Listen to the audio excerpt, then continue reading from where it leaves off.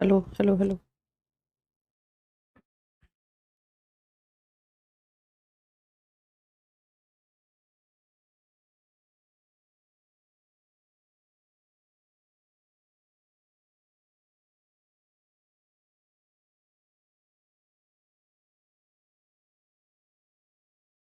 ये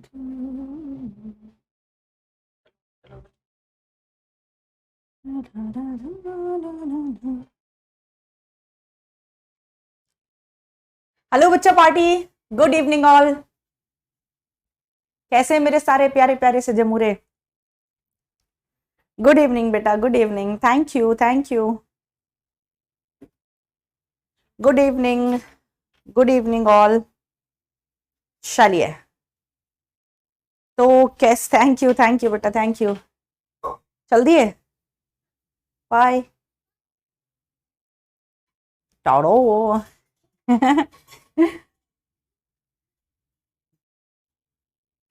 हाँ जी बेटा।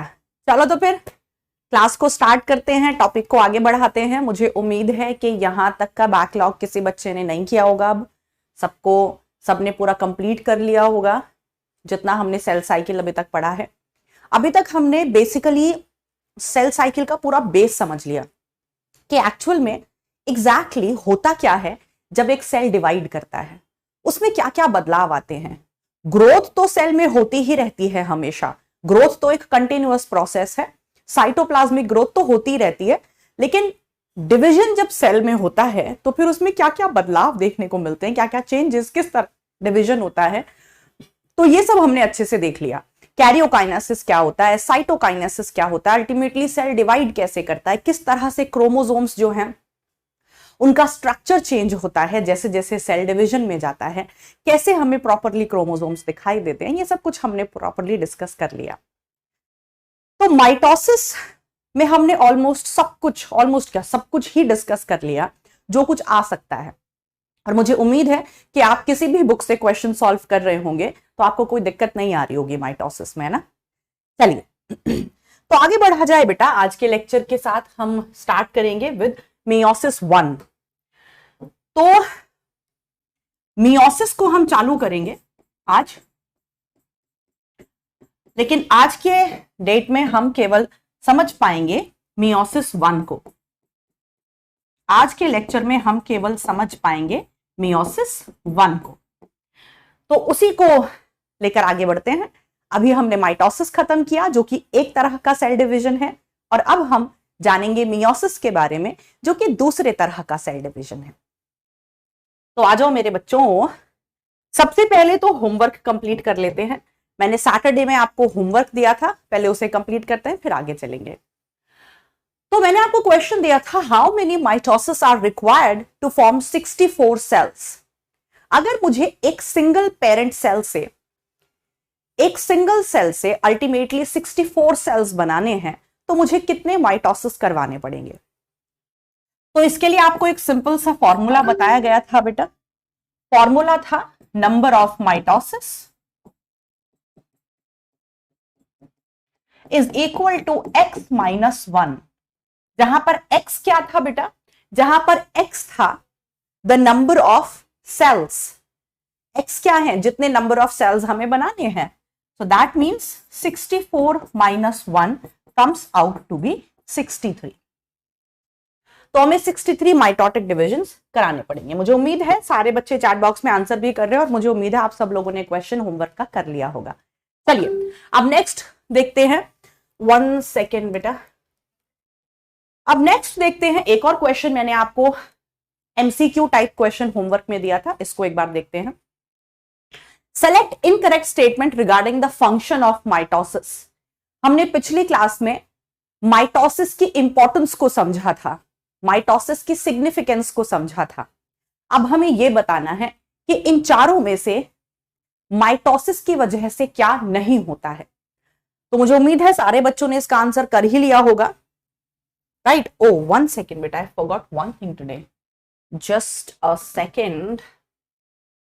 Just give me a second to generate the poll. I have to switch it on.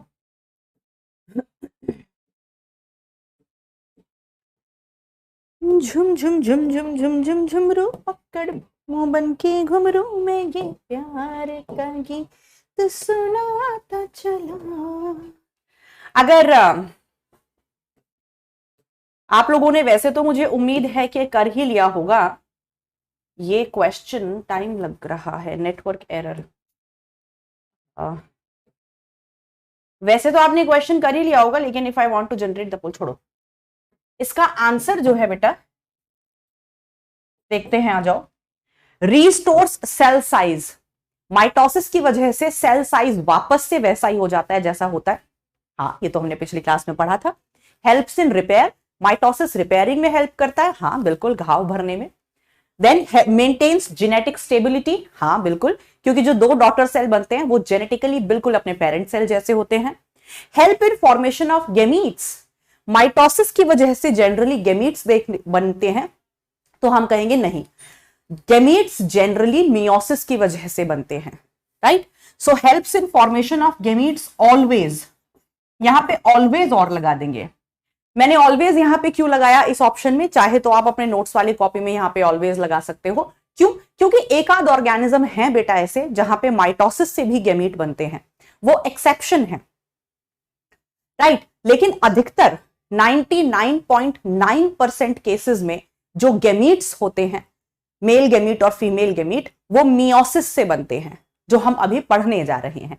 यानी कि जनरली माइटोसिस से गेमीट्स नहीं बनते, क्योंकि हम जानते हैं कि माइटोसिस देखने को मिलता है सोमैटिक सेल्स में, यानी कि नॉन रिप्रोडक्टिव सेल्स में। हालांकि एक एक्सेप्शन है जो है ड्रोन, मेल हनी बी। तो जो मेल मधुमक्खी होता है, मेल हनी बी होता है, उसमें गेमीट माइटोसिस से बनते हैं, अदरवाइज जो गेमीट्स हैं जनरली मियोसिस से बनते हैं। तो यहां पर हम आंसर देंगे 4। चलिए, क्लियर है बेटा? ये तो पिछली क्लास का होमवर्क हो गया। अब हम स्टार्ट करते हैं with the new topic, and that is meiosis.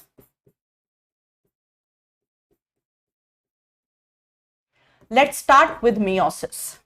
चलिए, तो सारे बच्चे अगर बेड पे बैठे हैं उठ जाएंगे, टेबल चेयर पे बैठेंगे, आसपास कोई नहीं होना चाहिए आपको डिस्टर्ब करने के लिए। आपका फुल कंसंट्रेशन आपके लेक्चर पर होना चाहिए। बॉटनी कॉपी, नोट्स कॉपी आपके सामने होनी चाहिए और एनसीईआरटी बुक, और बिल्कुल आंखों में चमक, चेहरे पे स्माइल, कमर सीधी और खुश होकर एंजॉय करके लेक्चर को समझना है और सुनना है। चलिए, तो पहले मियोसिस के बेसिक्स समझते हैं। देखो बेटा, मैंने आपको अभी तक केवल माइटोसिस पढ़ाया है, मैंने अभी तक आपको माइटोसिस पढ़ाया है, राइट। माइटोसिस, जिसे मैंने क्या कहा था, माइटोसिस को मैंने कहा था इक्वेशनल डिवीजन।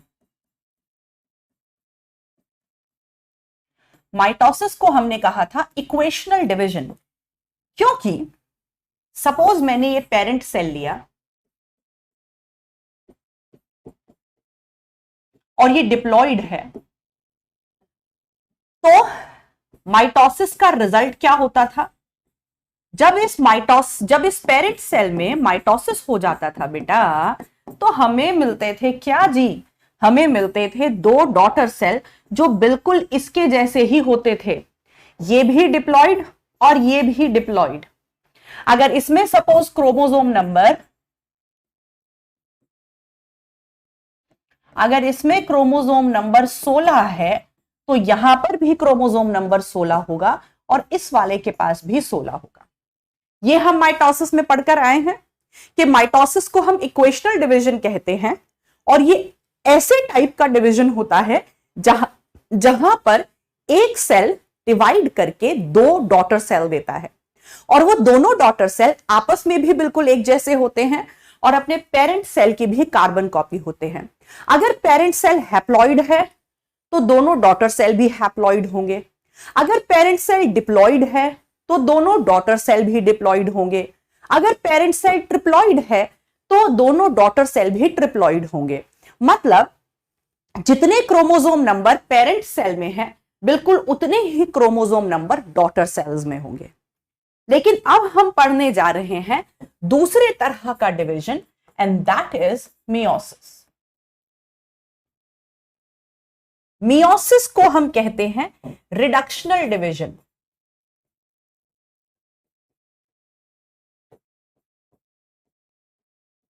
मियोसिस को हम कहते हैं रिडक्शनल डिवीजन। क्यों कहते हैं, अब फर्क देखना बेटा। यहां पे सपोज मैंने एक सेल लिया, this is the parent cell, और वही कहो कि ये डिप्लॉइड है, और इसमें क्रोमोसोम नंबर है 16। इसमें कितने क्रोमोसोम हैं? इसमें 16 क्रोमोसोम हैं। लेकिन इसमें अब माइटोसिस नहीं, अब इसमें मियोसिस हो रहा है। तो जब इस पेरेंट सेल में मियोसिस हो जाएगा तो इसका रिजल्ट क्या होगा, आ जाओ देखते हैं। इसका रिजल्ट होगा ये।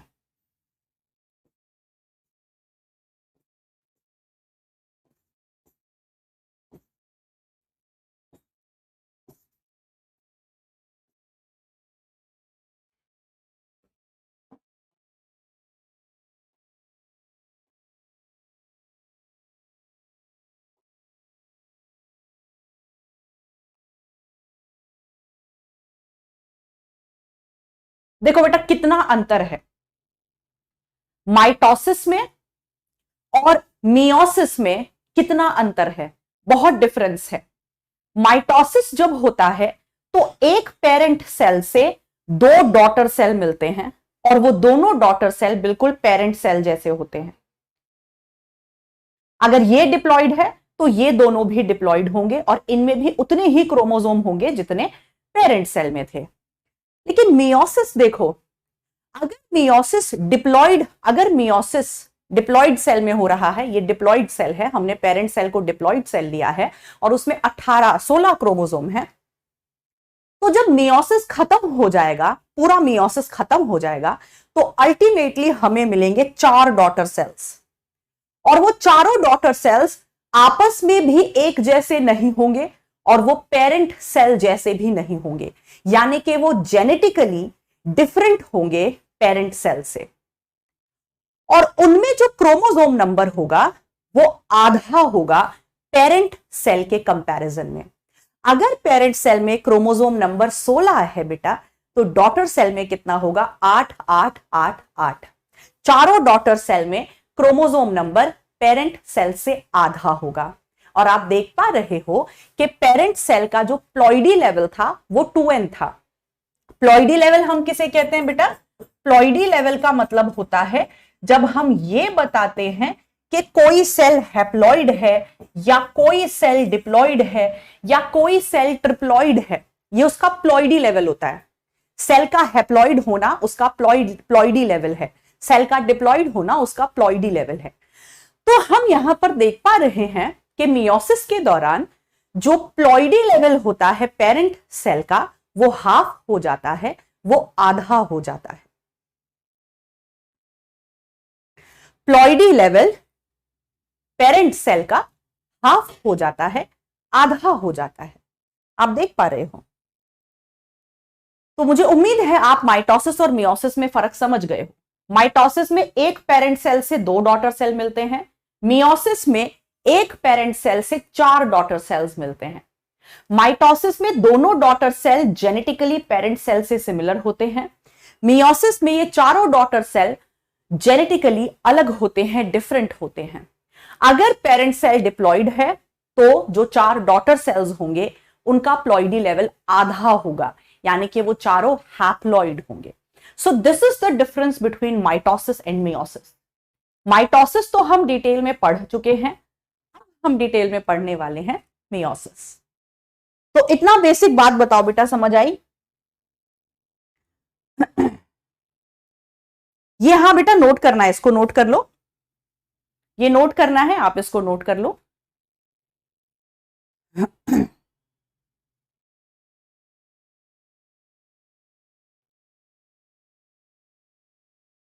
ठीक है, चलिए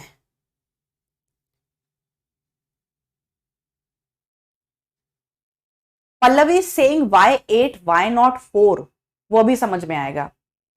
मैंने यहां पे 4 4 4 क्यों नहीं लिखा, 8 8 क्यों लिखा है? अभी बोला ना आधा हो जाता है बेटा। पेरेंट सेल में जितना होगा डॉटर सेल में उसका आधा जाएगा। अगर पेरेंट सेल में 16 क्रोमोसोम है तो चारों डॉटर सेल में 8 8 8 8। ये तो मैं सिर्फ आपको बता रही हूं, अभी मियोसिस तो अभी डिटेल में पढ़ना है, जब मियोसिस पढ़ लोगे तब ये बात समझ में आएगी ऐसा क्यों हो रहा है। ठीक है बेटा, चलिए फिर इतना मुझे उम्मीद है बच्चों ने लिख लिया होगा। डन, आगे चलेंगे। चलिए अब मियोसिस के बारे में आपको कुछ और बताती हूं।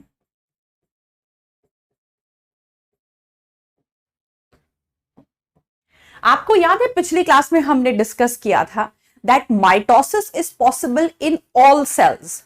माइटोसिस किसी भी सेल में होना मुमकिन हो सकता है। माइटोसिस हैप्लॉइड सेल में भी हो सकता है, माइटोसिस डिप्लॉइड सेल में भी हो सकता है, ट्रिप्लॉइड सेल में भी हो सकता है, टेट्राप्लॉइड सेल में, किसी भी सेल में माइटोसिस हो सकता है। ये हमने पिछली क्लास में लिखा था, remember that mitosis is possible in all type of cells, but meiosis is possible only in the cells having even ploidy level। माने क्या कहना चाह रही हूं मैं, अभी बताती हूं। Possible in cells having only even ploidy level। even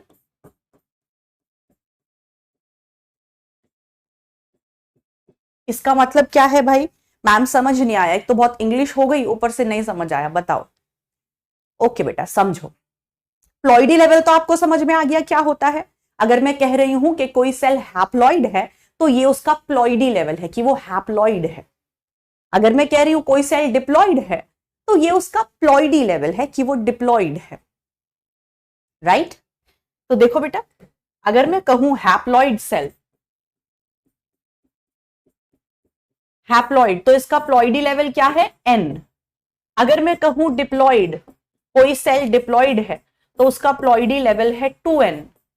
अगर मैं कहूं कोई सेल ट्रिप्लॉइड है, और जिन बच्चों को अभी भी ये बात समझ में नहीं आती है कि हैप्लॉइड का मतलब क्या है, डिप्लॉइड का मतलब क्या है, ट्रिप्लॉइड का मतलब क्या है, तो वो बच्चे सेल का पहला या दूसरा लेक्चर ध्यान से देखेंगे जहां पे मैंने इस कॉन्सेप्ट को डिटेल में समझाया है। राइट? चलिए, टेट्राप्लॉइड है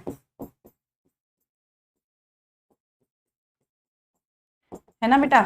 सपोज पेंटाप्लॉइड है,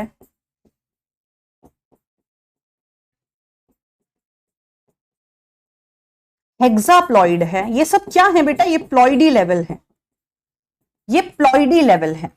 अब आपको साफ साफ दिखाई दे रहा है किसी सेल का हैप्लॉइड होना ऑड प्लॉइडी लेवल है, ऑड। 2n होना कैसा प्लॉइडी लेवल है? इवन। 3n होना ऑड, 4n होना इवन, 5n होना इवन, सॉरी ऑड,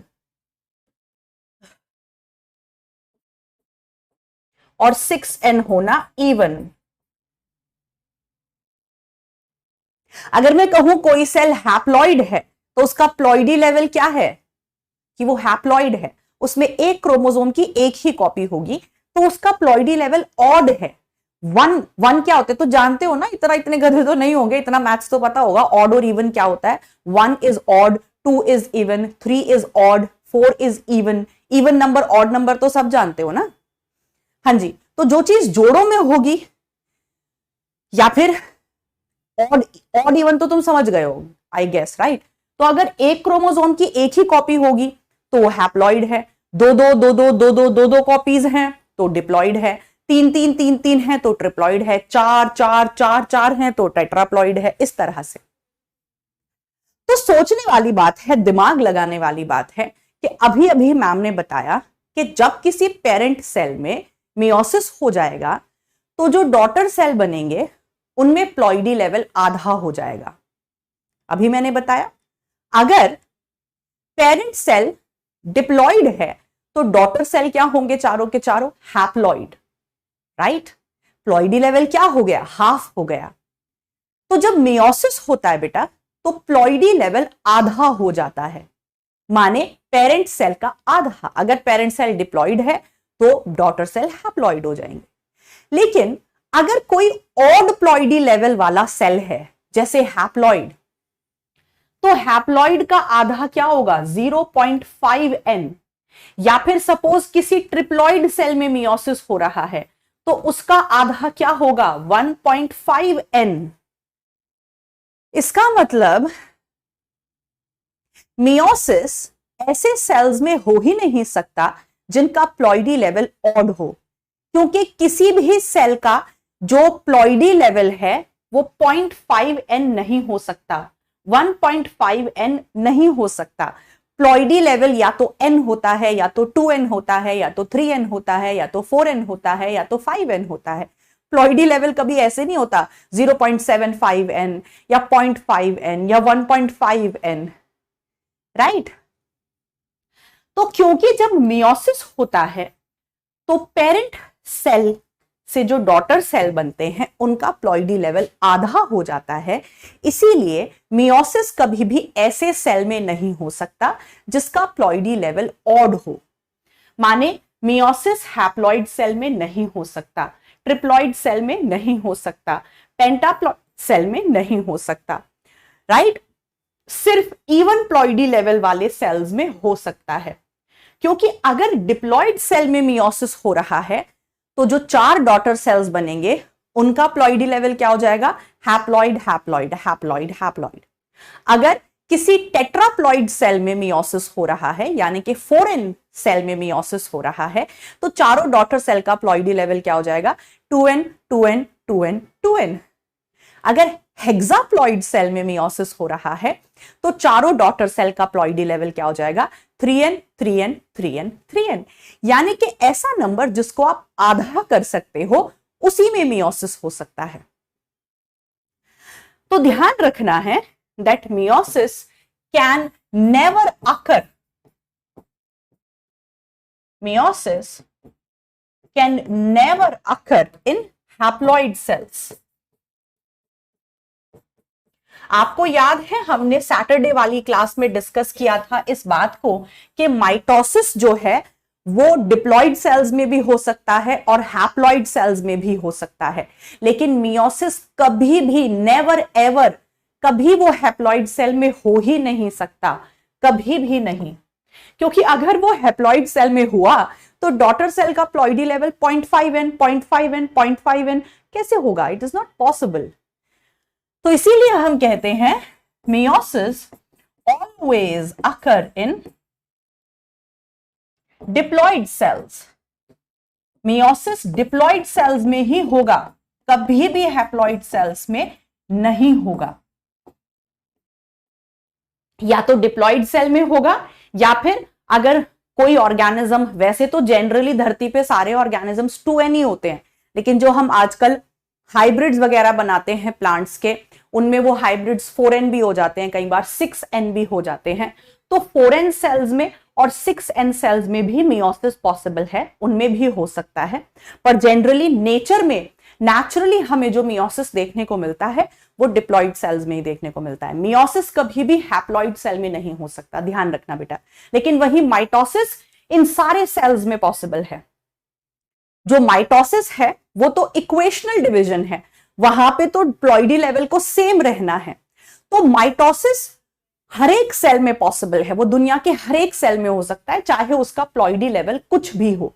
लेकिन मियोसिस जो है वो केवल ऐसे सेल्स में होगा जिनका प्लॉइडी लेवल इवन हो, जैसे 2n 4n 6n। और जनरली नेचुरली मियोसिस केवल डिप्लॉइड सेल्स में ही देखने को मिलता है, वो कभी भी हैप्लॉइड सेल में देखने को नहीं मिल सकता। लेकिन माइटोसिस हैप्लॉइड और डिप्लॉइड दोनों ही सेल्स में देखने को मिल सकता है, जो हमने पिछली सैटरडे की क्लास में डिस्कस किया था।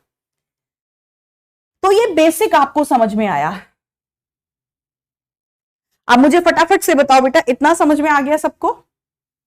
कुछ बच्चे लिखते हैं मैम आप देर तक पढ़ाते हो, स्लो पढ़ाते हो। बेटा मैं इस बैच में, अगर मैं अनुमान लगाऊं इस बैच में सपोज 50,000 बच्चा है, तो बेटा मुझे केवल एक बच्चे के हिसाब से या कुछ होशियार बच्चों के हिसाब से इस बैच को नहीं पढ़ाना है, मुझे 50 के 50,000 बच्चों के हिसाब से इस बैच को पढ़ाना है। तो इस बात को थोड़ा समझें। हमें चीजों को सिर्फ अपने हिसाब से जीवन में नहीं देखना चाहिए, हमें यह भी देखना चाहिए कि हमारे आसपास और भी लोग हैं। मैं काफी देखती हूँ इस चैट बॉक्स में कि मैम तेज पढ़ाओ तेज पढ़ाओ। बेटा आप बहुत जीनियस होंगे, आपका आईक्यू लेवल बहुत हाई होगा, लेकिन सारे बच्चे इस बैच में ऐसे नहीं हैं। कुछ बच्चों को धीरे समझ में आता है, तो मुझे हर एक बच्चे के हिसाब से चलना है।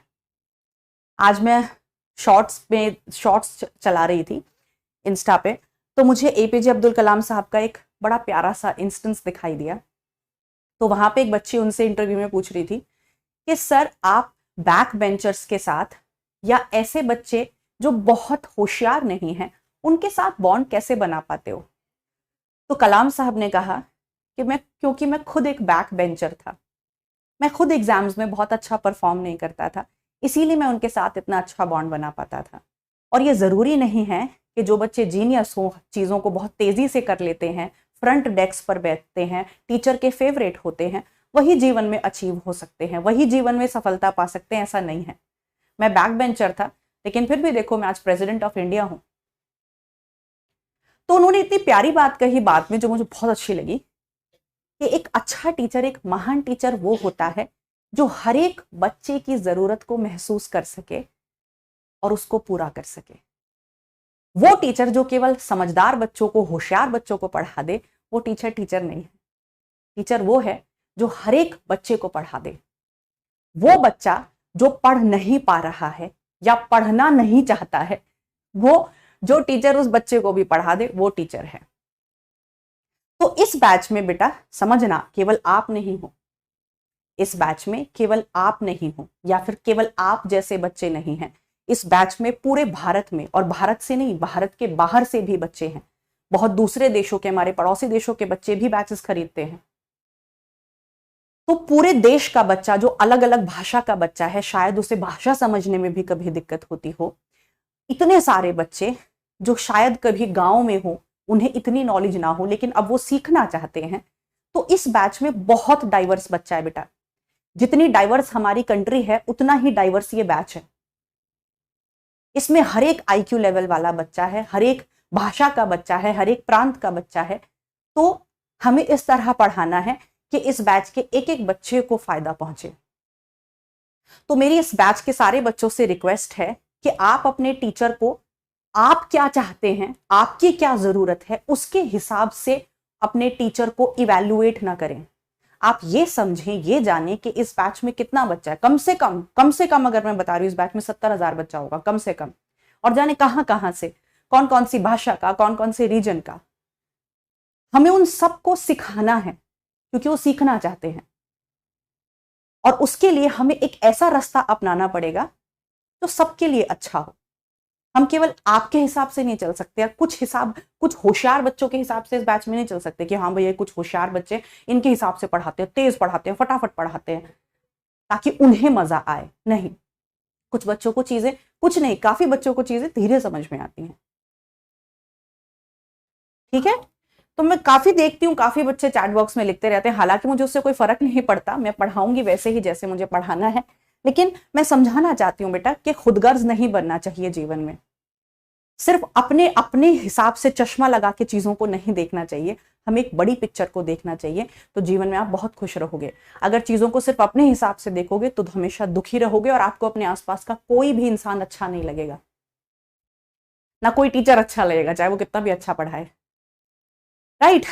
तो मैं जिस स्पीड से पढ़ा रही हूं, जो पढ़ा रही हूं और जितना पढ़ा रही हूं, मेरे हिसाब से वो बेस्ट है इस बैच के सारे बच्चों के लिए, हर एक बच्चे के लिए जो नीट निकालना चाहता है, सीखना चाहता है, जीवन में आगे कुछ करना चाहता है। अगर आप उससे खुश हैं तो वेल एंड गुड, नहीं है तो भी वेल एंड गुड। चलिए, और मैं देखती हूँ काफी बच्चे कमेंट करते रहते हैं, मैम हमें बहुत टॉर्चर करती हैं, मैम हमारी क्लास को बढ़ा देती हैं, मैम इतनी लंबी क्लास लेती हैं।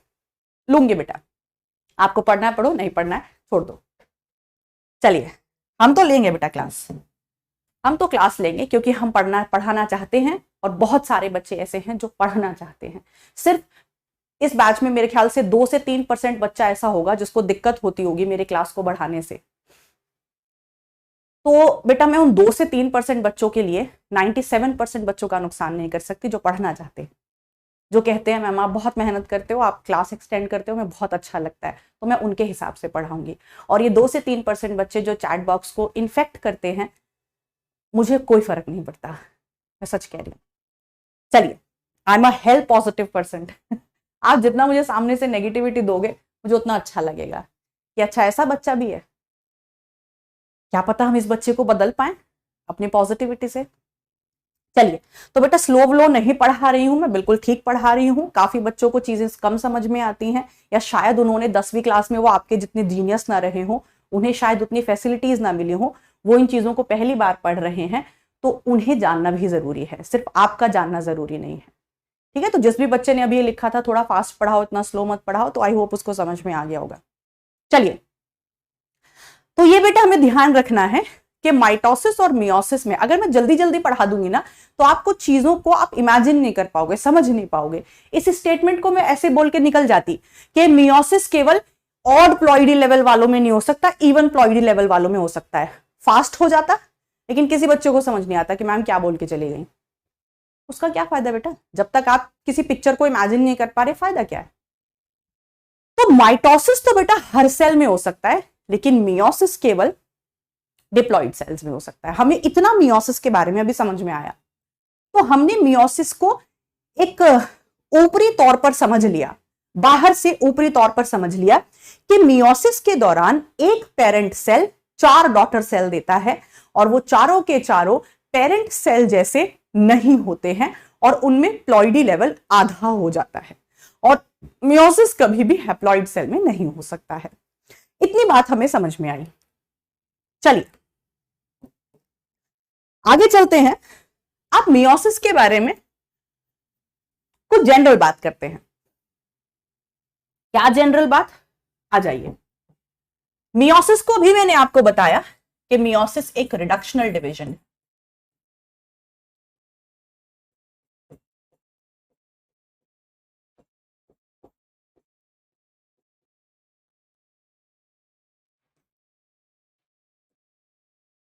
मियोसिस एक रिडक्शनल डिवीजन है। इसके मायने क्या होते हैं आप समझ गए हैं, प्लॉइडी लेवल आधा हो जाता है।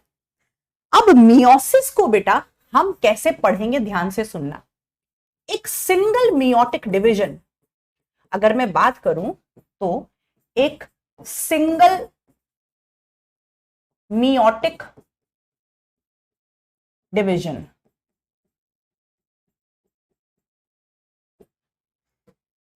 को मैं 3 भागों में बांटकर पढ़ती हूं। ध्यान देना इस बात पे, 3 भागों में बांटकर पढ़ती हूं। अभी एकदम से परेशान मत हो जाना, अभी समझाती हूं मैं क्या कहना चाह रही हूं। इसको मेरे साथ साथ लिख लो पहले। मियोसिस 1, देन इंटरकाइनेसिस,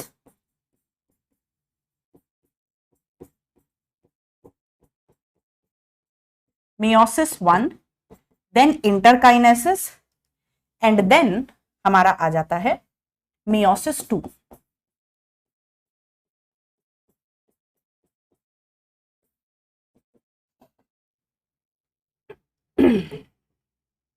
ऑब्वियसली इससे पहले इंटरफेस तो होगी ही होगी। इंटरफेस तो हर एक डिवीजन का सार है। इंटरफेस तो होगी ही होगी मियोसिस से पहले भी, जिसे हम प्रिपरेटरी फेज कहते हैं। लेकिन मैं उसे अब दोबारा नहीं पढ़ाऊंगी, क्योंकि हम जानते हैं इंटरफेस क्या होती है और उसके दौरान क्या क्या होता है। तो अब ध्यान से सुनो, ध्यान से सुनेंगे सारे बच्चे। एक सेल है, ठीक है, और उस सेल ने ये तय कर लिया है, ये डिसाइड कर लिया है कि उसे मियोसिस में जाना है।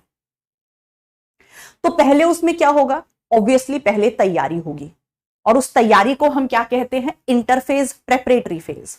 तो ऐसा सेल जो मियोसिस में जाने के लिए तैयार हो चुका है, पहले उसमें इंटरफेज होगी, वो अपने आप को तैयार करेगा।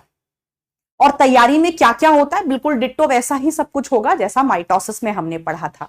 तो इंटरफेस जो है बिल्कुल सेम एज माइटोसिस, जैसी मैंने आपको वहां पढ़ाई थी। तो इसको हमें दोबारा पढ़ने की कोई टेंशन नहीं है, कोई परेशानी नहीं है। बिल्कुल ऐसे ही खुद को तैयार किया करेगा सेल जैसे वहां पे कर रहा था, बिल्कुल वही सब होगा। G1 फेज में जो कुछ हो रहा था, S फेज में जो कुछ हो रहा था, G2 फेज में जो कुछ हो रहा था, बिल्कुल डिट्टो वैसा ही होगा। तो इतना समझ में आ गया। तो इस सेल ने डिसाइड किया इसको मियोसिस में जाना है, पहले उसने खुद को तैयार कर लिया इंटरफेज में। तैयारी के बाद पहले वो जाता है मियोसिस 1 में। फिर मियोसिस 1 जब खत्म हो जाता है, तो फिर उसमें एक छोटी सी रेस्टिंग फेज आती है, जहां पे सेल थोड़ा रेस्ट लेता है और फिर जाता है मियोसिस 2 में, और फिर अल्टीमेटली एक सेल से 4 डॉटर सेल मिलते हैं। अब बच्चे यहां पे सर खुजाने लगते हैं, बाल नोचने लगते हैं कि मैम आप एक मियोसिस की बात कर रहे हो या 2 मियोसिस की बात कर रहे हो? आप कह रहे हो मियोसिस 1 मियोसिस 2, तो इसका मतलब 2 मियोसिस होते हैं एक बार में? बे नहीं, मियोसिस एक ही है। जैसे मैंने एक सिंगल माइटोसिस की बात करी, एक सिंगल माइटोसिस हुआ तो एक पेरेंट सेल से 2 डॉटर सेल मिल रहे थे। अब मैं एक सिंगल मियोसिस की बात कर रही हूं। एक सिंगल मियोसिस को भी हम बांट कर पढ़ते हैं।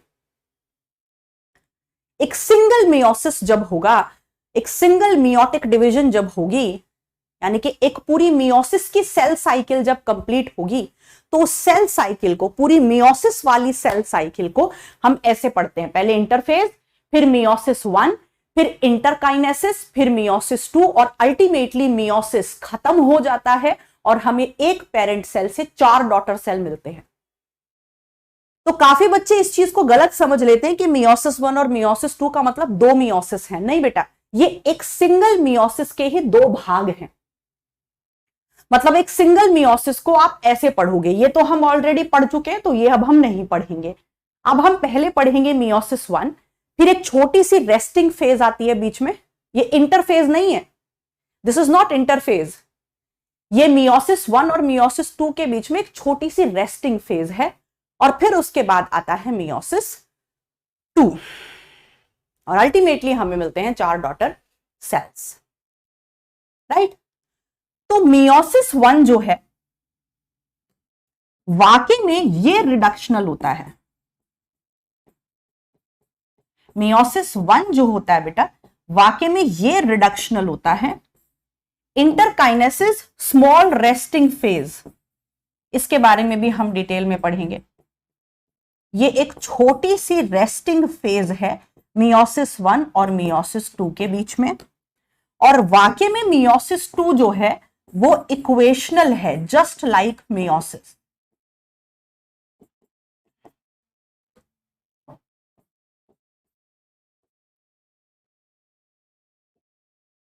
Just like meiosis. ठीक, आ जाओ समझते हैं इस बात को।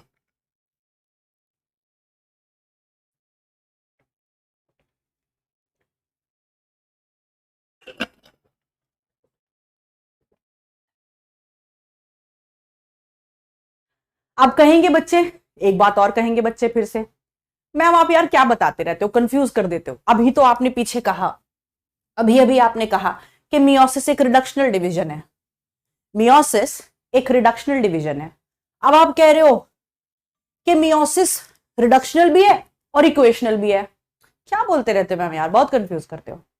अबे मैं कह रही हूं कि ओवरऑल अगर मैं मियोसिस को देखूं, ध्यान से सुनना, ओवरऑल अगर मैं मियोसिस को देखूं तो मियोसिस एक रिडक्शनल डिवीजन है। क्यों? क्योंकि जब मियोसिस खत्म हो जाएगा तो मुझे जो 4 डॉटर सेल मिलेंगे उनमें क्रोमोसोम नंबर सब में आधा आधा होगा। लेकिन जब मैं मियोसिस को थोड़ा और गहराई में जानती हूं तो मैं जानती हूं कि अच्छा, एक सिंगल मियोसिस को भी हम 2 भागों में बांट के पढ़ते हैं, मियोसिस 1 और मियोसिस 2। वाकई में जो हम मियोसिस को रिडक्शनल डिवीजन कहते हैं वो मियोसिस 1 की वजह से कहते हैं, क्योंकि वाकई में जो क्रोमोसोम नंबर आधे हो रहे हैं वो मियोसिस 1 के दौरान हो रहे हैं। मियोसिस 2 जो है वो डिट्टो माइटोसिस जैसा है। क्यों? वो अभी समझ में आएगा जब हम मियोसिस पढ़ेंगे। वो अभी समझ में आएगा जब हम मियोसिस पढ़ेंगे। तो हम पूरे मियोसिस को भागों में बांटकर पढ़ रहे हैं, मियोसिस 1 मियोसिस 2। वाकई में रिडक्शनल मियोसिस 1 होता है। ठीक है बेटा, चलिए इसको ऐसे समझो कि सपोज ये पेरेंट सेल है। अभी मैं सिर्फ ऊपर ऊपर से आपको बता रही हूं, इसकी डिटेल में हम जाएंगे अभी। ये पेरेंट सेल डिप्लॉइड है, ठीक, ये पेरेंट सेल डिप्लॉइड है। इसमें हुआ मियोसिस 1।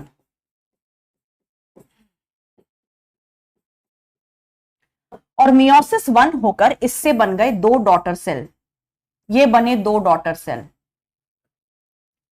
ये भी हैप्लॉइड होगा और ये वाला भी हैप्लॉइड होगा। देखो आधा हो गया। फिर इसमें एक छोटी सी रेस्टिंग फेज आएगी जिसे हमने क्या कहा, इंटरकाइनेसिस। और फिर उसके बाद इन दोनों डॉटर सेल्स में क्या हो जाएगा, जब ये फिर से रिजुविनेट हो जाएंगे तो फिर इनमें हो जाएगा बेटा मियोसिस 2।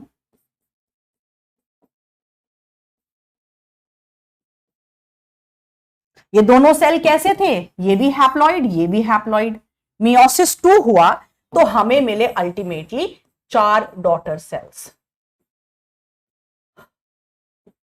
और चारों कैसे हैं, हैप्लॉइड हैप्लॉइड हैप्लॉइड। ये पढ़ेंगे हम पूरे मियोसिस में। ये अभी सिर्फ थोड़ा सा ही समझ में आएगा, पूरी बात तुम्हें अभी समझ में आएगी ही नहीं। क्यों नहीं आएगी, क्योंकि अभी हमने समझी ही नहीं है। अभी तो हमने ऊपर से बस खांचा बना के आपको बताया कि भैया ये पढ़ने वाले हैं हम, अरे कि भैया हम ये पढ़ने वाले हैं, अभी देख लो।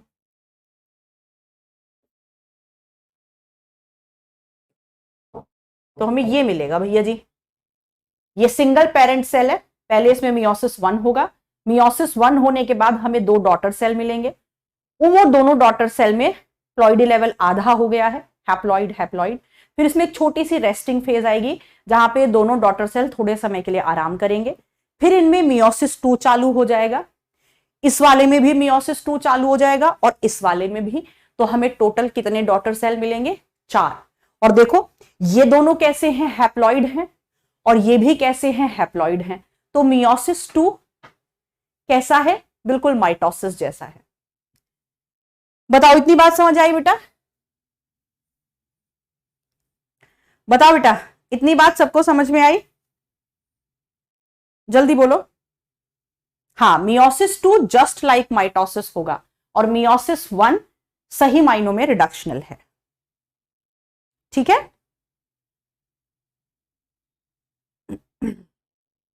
क्या रॉन्ग रॉन्ग लिख रहे हो बेटा, आप लोग क्या रॉन्ग रॉन्ग लिख रहे हो, क्या रॉन्ग है इसमें?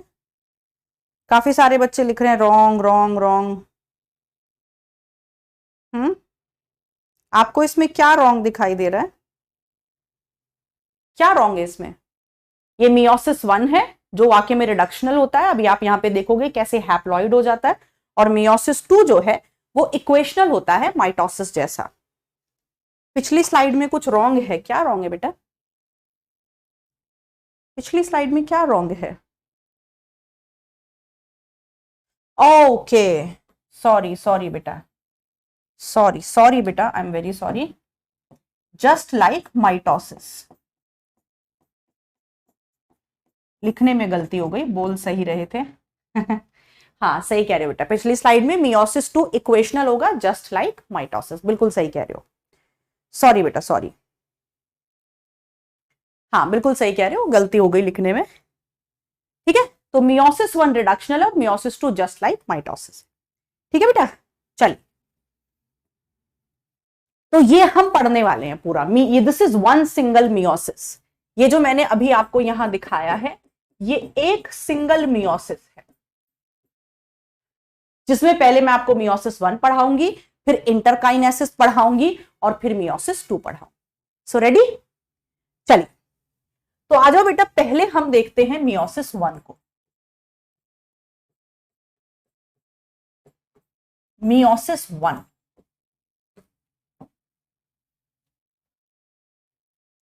अपना जो मियोसिस 1 है बेटा, ठीक है, उसमें भी पहले क्या होगा, कैरियोकाइनेसिस और फिर होगा साइटोकाइनेसिस। माने जैसे एक सेल ने डिसाइड किया कि उसे मियोसिस में जाना है तो इंटरफेज के बाद उसमें चालू हो जाएगा मियोसिस 1। मियोसिस 1 के दौरान पहले उसका न्यूक्लियस डिवाइड करेगा, फिर साइटोप्लाज्म डिवाइड करेगा, फिर 2 डॉटर सेल मिलेंगे और फिर उन दोनों डॉटर सेल में तुरंत क्या चालू हो जाएगा, थोड़े से रेस्ट के बाद, मियोसिस 2। तो मियोसिस 1 जो है, मियोसिस 1 के दौरान जो हम कैरियोकाइनेसिस पढ़ेंगे बेटा,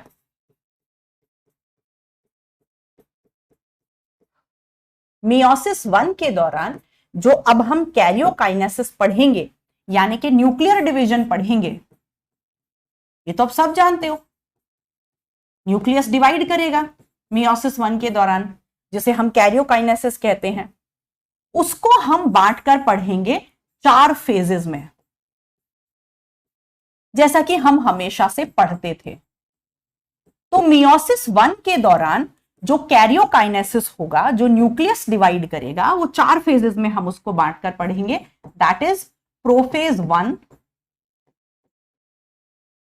मेटाफेज 1,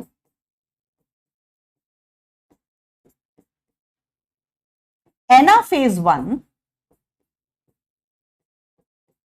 एंड टीलोफेज 1। ओके बेटा, तो सबसे पहले हम मियोसिस में मियोसिस 1 पढ़ेंगे, और मियोसिस 1 के दौरान पहले जो न्यूक्लियस डिवाइड करेगा, वो न्यूक्लियर डिवीजन को हम 4 फेजेस में पढ़ेंगे। प्रोफेज 1, मेटाफेज 1, एनाफेज 1 और टीलोफेज 1। माइटोसिस में हम सिंपली क्या पढ़ते थे? Prophase, metaphase, anaphase, telophase. लेकिन यहां हम पढ़ेंगे प्रोफेज 1, मेटाफेज 1, एनाफेज 1, टीलोफेज 1, और फिर मियोसिस 2 में क्या पढ़ेंगे? प्रोफेज 2, मेटाफेज 2, एनाफेज 2 और टीलोफेज 2। इतना समझ में आया सबको? इतना सबने लिख लिया? चलिए अब पहले उठा लेते हैं हम प्रोफेज 1 को। इतना अगर बेटा सबने लिख लिया है तो आगे चलते हैं, पहले उठा लेते हैं प्रोफेज 1 को। चलिए,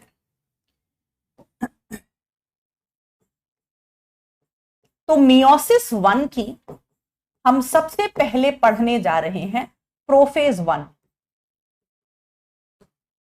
मियोसिस 1 की सबसे पहले हम पढ़ने जा रहे हैं प्रोफेज 1।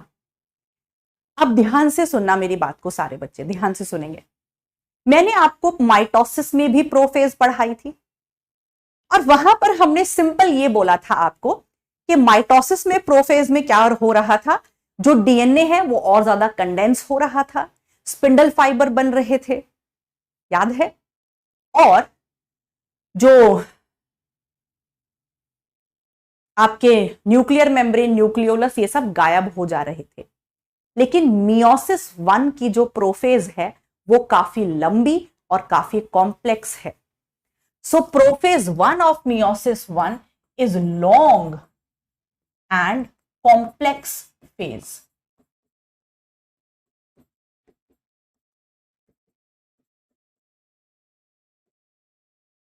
मतलब बेटा, अगर मैं कंपेयर करूं, माइटोसिस की जो प्रोफेज थी वो तो सिंपल सी थी, जल्दी हो जाती थी।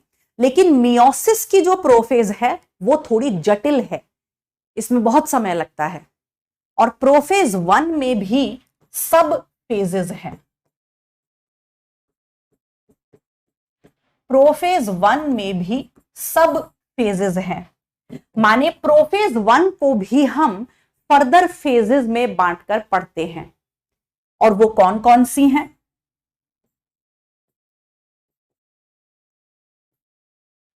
इसका फंडा मैं आपको बता देती हूं। मुझे बहुत जोर से प्यास लग रही है तो मैं कह रही हूं, लाओ जरा पानी दे दो। लाओ जरा पानी दे दो। तो सबसे पहले इसमें आती है बेटा लेप्टोटीन। लेप्टोटीन, लेप्टोटीन के बाद फिर आती है जाइगोटीन। जाइगोटीन के बाद फिर आती है पैकिटीन। पैकिटीन के बाद फिर आती है आपकी डिप्लोटीन, और सबसे लास्ट में आपका आता है डायाकाइनेसिस।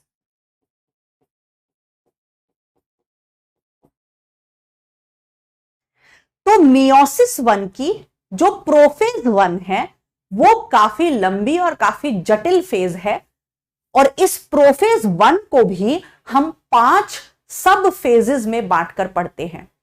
इसको कैसे याद करोगे? लाओ जरा पानी दे दो। लाओ से क्या बना? लेप्टोटीन। जरा से जाइगोटीन, पानी से पैकिटीन, डिप्लो से दे से डिप्लोटीन, दो से डायाकाइनेसिस। लाओ जरा पानी दे दो। लेप्टोटीन, जाइगोटीन, पैकिटीन, डिप्लोटीन और डायाकाइनेसिस। अब एक एक करके हम इन पांचों फेजेस को डिटेल में पढ़ेंगे। Clear all of you? मैं भी पानी पी लेती हूँ। चलो, सो क्लियर?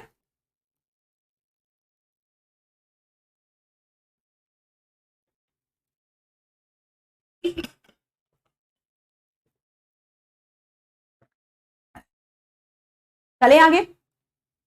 चल, तो सबसे पहले उठा लेते हैं लेप्टोटीन को।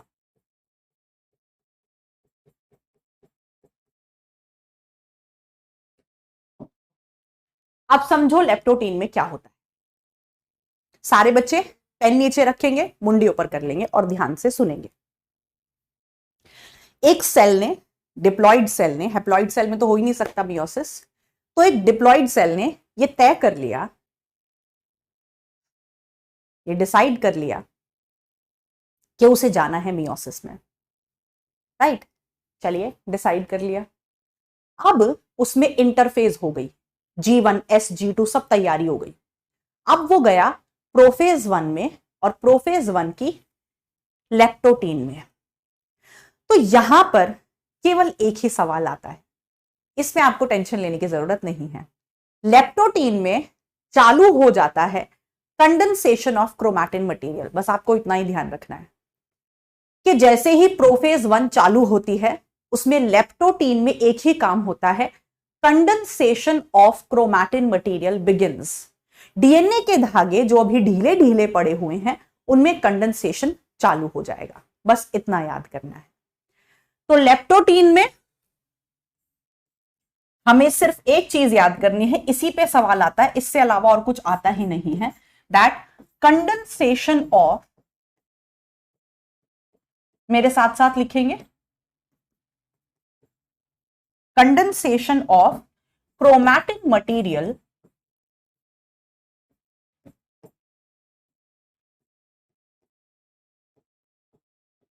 begins। क्रोमैटिन मटेरियल का कंडेंसेशन चालू हो जाता है। बस इतना हमें लेप्टोटीन में याद रखना है। यहां पर अभी ये सेल है, ये न्यूक्लियस है।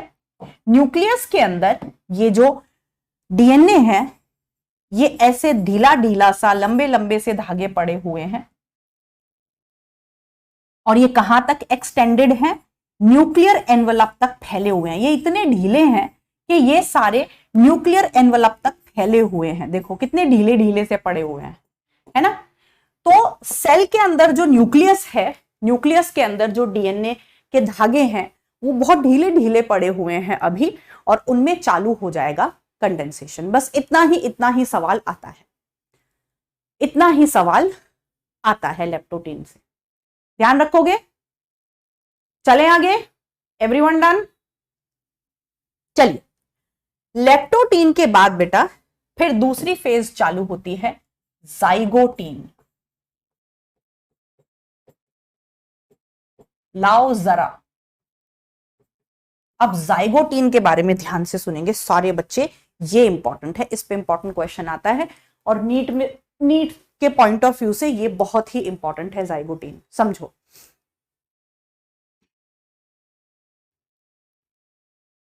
अभी अभी मैंने आपको बोला कि मियोसिस हैप्लॉइड सेल में नहीं हो सकता, वो डिप्लॉइड सेल में होता है। ठीक, मियोसिस हैप्लॉइड सेल में नहीं हो सकता, वो एक डिप्लॉइड सेल में होता है। और हम जानते हैं कि डिप्लॉइड सेल का मतलब है कि एक क्रोमोसोम की दो कॉपी होंगी, है ना? यानी कि डिप्लॉइड सेल में एक क्रोमोसोम दो कॉपी में होगा, हम जानते हैं। और यह भी मैं आपको लेक्चर में बता चुकी हूं पहले ही कि ऐसे दो क्रोमोसोम जो एक जैसे होते हैं, उन्हें हम होमोलोगस क्रोमोसोम्स कहते हैं। कहां बताया था? पहले लेक्चर्स में बता चुकी हूं, याद है? कि एक डिप्लॉइड प्राणी ये पूरा डिटेल में बताया था जब मैंने आपको एक डिप्लॉयड ऑर्गेनिज्म के बारे में बताया था कि जैसे हमारी बॉडी के हर एक सेल डिप्लॉयड सेल है, तो उसमें सारे क्रोमोसोम जोड़ों में हैं, पहला जोड़ा, दूसरा जोड़ा, तीसरा जोड़ा। तो पहले जोड़े में जो 2 क्रोमोसोम्स हैं वो एक जैसे हैं, उनका साइज, उनका स्ट्रक्चर, उनके ऊपर जो जीन्स बैठी हैं वो एक जैसी हैं, ये सब बता चुके हैं आपको। तो ऐसे क्रोमोसोम्स को हम होमोलोगस क्रोमोसोम्स कहते हैं। अब क्या हुआ कि डिवीजन चालू हो गया भैया, डिवीजन चालू हो गया और सारे क्रोमोसोम्स अभी फैले हुए हैं सेल के अंदर, सारे क्रोमोसोम्स सेल के अंदर फैले हुए हैं। यहां अब जाइगोटीन में क्या होगा, सारे क्रोमोसोम्स जोड़े बना लेंगे। तो बेटा आपको ध्यान रखना है कि जाइगोटीन में होता क्या है, जोड़ियां बनती हैं। जाइगोटीन वो फेज है जहां पर जोड़ियां बनाई जाती हैं। माने कि सारे क्रोमोसोम अभी न्यूक्लियस में इधर उधर फैले हुए हैं, ऐसे क्रोमोसोम्स जो एक जैसे हैं उनको पास लाकर एक जोड़ा बनाना है। ऐसे क्रोमोसोम, सपोज ये क्रोमोसोम है, ये एक क्रोमोसोम है न्यूक्लियस के अंदर, इसके जैसा एक और है, क्योंकि हम जानते हैं कि डिप्लॉयड सेल में एक क्रोमोसोम की 2 कॉपी होती हैं। डिप्लॉयड सेल में एक क्रोमोसोम की 2 कॉपी होती हैं। तो अभी सारे क्रोमोसोम न्यूक्लियस में इधर उधर तितर बितर फैले हुए हैं। तो जाइगोटीन में हमें जोड़ियां बनानी है, और जोड़ियां बनाते हुए हम क्या देखते हैं कि ऐसी जोड़ी बने जहां पर दोनों एक जैसे हों। अगर बिल्कुल एक जैसे नहीं होंगे तो एक दूसरे के बाल नोचेंगे और भैया चलो हो जाओ अलग अलग, ये हमें नहीं करना।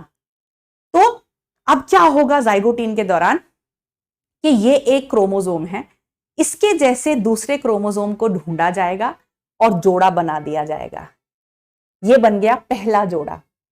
फिर ये क्रोमोसोम, इसके जैसे दूसरे क्रोमोसोम को ढूंढा जाएगा और जोड़ा बना दिया जाएगा। यानी कि जाइगोटीन में किया क्या जाता है, ध्यान से सुनेंगे सारे बच्चे, बहुत इंपॉर्टेंट है। जाइगोटीन में होती है पेयरिंग, साइनैप्सिस, इसके लिए साइंटिफिक टर्म है साइनैप्सिस। तो जाइगोटीन में बनाई जाती हैं जोड़ियां। ऐसे क्रोमोसोम जो बिल्कुल एक जैसे हैं, उनका साइज और उनका स्ट्रक्चर एक जैसा है, उनका जोड़ा बना दिया जाता है। और इस प्रोसेस को हम कहते हैं पेयरिंग और साइनैप्सिस। क्या कहते हैं, पेयरिंग और साइनैप्सिस। और जो जोड़ा बनकर तैयार होता है, ये जो जोड़ा मैंने बनाकर तैयार कर दिया, इस जोड़े को हम कहते हैं बायावेलेंट। क्या कहते हैं, बायावेलेंट। तो आओ समझते हैं, लिखते हैं, लिखते लिखते चीजों को समझते हैं।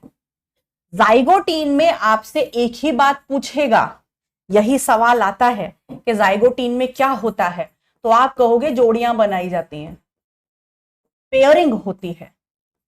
पेयरिंग, जिसके लिए साइंटिफिक शब्द क्या है, साइनैप्सिस। पेयरिंग के लिए साइंटिफिक शब्द है साइनैप्सिस अकर्स। जोड़ियां बनाई जाती हैं बेटा। बस यही सवाल एक पूछा जाता है जाइगोटीन के बारे में। लेप्टोटीन के बारे में केवल एक सवाल पूछा जाता है। लेप्टोटीन में कंडेंसेशन चालू हो जाता है क्रोमैटिन मटेरियल का, सुखड़ने लगते हैं क्रोमोसोम्स। और जाइगोटीन के बारे में एक ही चीज पूछी जाती है कि जाइगोटीन में की जाती है पेयरिंग, साइनैप्सिस, जोड़ियां बनाई जाती हैं। अच्छा, आ जाइए देखते हैं जोड़ियां कैसे बनाई जाती हैं।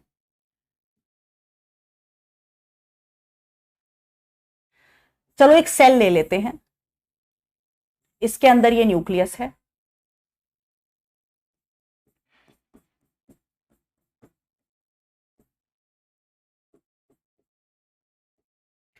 इस न्यूक्लियस के अंदर क्रोमोसोम्स यूं तितर बितर पड़े हुए हैं। ये रहे, एक ये यहां पड़ा हुआ है, इसके जैसा एक ये यहां है, ठीक है बेटा। फिर ये ऑरेंज के जैसा एक यहां है, फिर ये वाइट के जैसा एक ये यहां है, एक यहां पड़ा। तो देखो ये न्यूक्लियस के अंदर ऐसे तितर बितर पड़े हुए हैं। तो हम जानते हैं कि ये इसके जैसा है, हरा हरा, ये ऑरेंज ऑरेंज एक जैसे हैं, व्हाइट व्हाइट एक जैसे हैं, तो इनके जोड़े हमें बनाने हैं। ठीक, इनके हमें क्या बनाने, जोड़े बनाने हैं।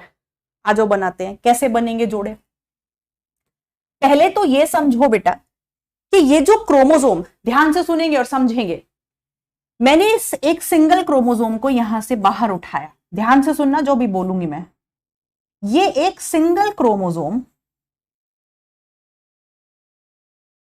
ये एक सिंगल क्रोमोसोम जिसके पास 2 क्रोमैटिड्स हैं, ये 2 सिस्टर क्रोमैटिड्स हैं। अब रोना मत मैम, समझ नहीं आ रहा, जो बच्चे नए आ रहे हैं उनको बिल्कुल भी समझ नहीं आएगा। सेल साइकिल उन्हीं बच्चों को समझ में आएगी जो पहले लेक्चर से साथ जुड़े हुए हैं और उन्होंने बीच में एक भी लेक्चर नहीं छोड़ा। अगर आपने एक भी लेक्चर छोड़ा है तो आपको बात समझ नहीं आएगी बेटा, और मैं सारी बातें वापस नहीं दोहरा सकती। तो इसीलिए मैं कहती हूं सेल साइकिल का बैकलॉग मत करना। नहीं समझ में आ रहा है तो फिर इसका मतलब दिक्कत है, आपने बैकलॉग किया है। ये हम जान चुके हैं कि जब एस फेज से इंटरफेज में एस फेज से क्रोमोसोम गुजर जाता है तो वो फिर ऐसा दिखने लगता है। तो अभी प्रोफेज में सारे क्रोमोसोम कैसे दिखेंगे, ऐसे। हर एक क्रोमोसोम के पास कितने क्रोमैटिड होंगे, 2। अब ये बच्चा जानता है, जो नहीं जानता वो पीछे जाके देख कर आएगा, उसने बैकलॉग करा है। जो बच्चे हमारे साथ सेल साइकिल में पहले से जुड़े हुए हैं वो जानते हैं कि जैसे ही एस फेज से क्रोमोसोम बाहर निकलता है वो ऐसे से ऐसा हो जाता है, राइट। तो अभी हमारे पास जाइगोटीन में क्रोमोसोम कुछ ऐसे हैं, सारे के सारे क्रोमोसोम जितने भी न्यूक्लियस में हैं वो ऐसे हैं जिनके पास 2 सिस्टर क्रोमैटिड्स हैं। ऐसे क्रोमोसोम को मैं कहती हूं यूनिवैलेंट। ध्यान से सुनेंगे शब्दावली को, जो मैं शब्द इस्तेमाल कर रही हूं। कुछ बिहार बोर्ड के बच्चे भी होंगे, कुछ महाराष्ट्र बोर्ड के होंगे, कुछ यूपी बोर्ड के बच्चे होंगे जहां पर ये शब्द वो शायद पहली बार देख रहे हो, पर बेटा नीट इन्हीं शब्दों से क्लियर होगा। तो ध्यान से सब देखेंगे कि ऐसा क्रोमोसोम जिसके पास 2 क्रोमैटिड होते हैं उसे हम यूनिवैलेंट कहते हैं। समझ में आई बात? या फिर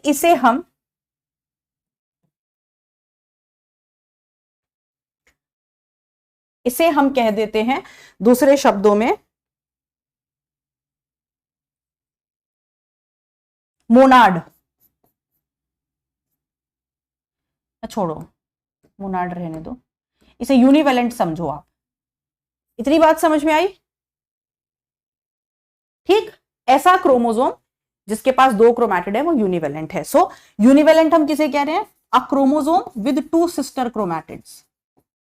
a chromosome with 2 sister chromatids. 2 sister chromatids के साथ जो क्रोमोसोम है उसे हम यूनिवैलेंट कह रहे हैं। चलो मैम, इतनी बात तो समझ में आ गई।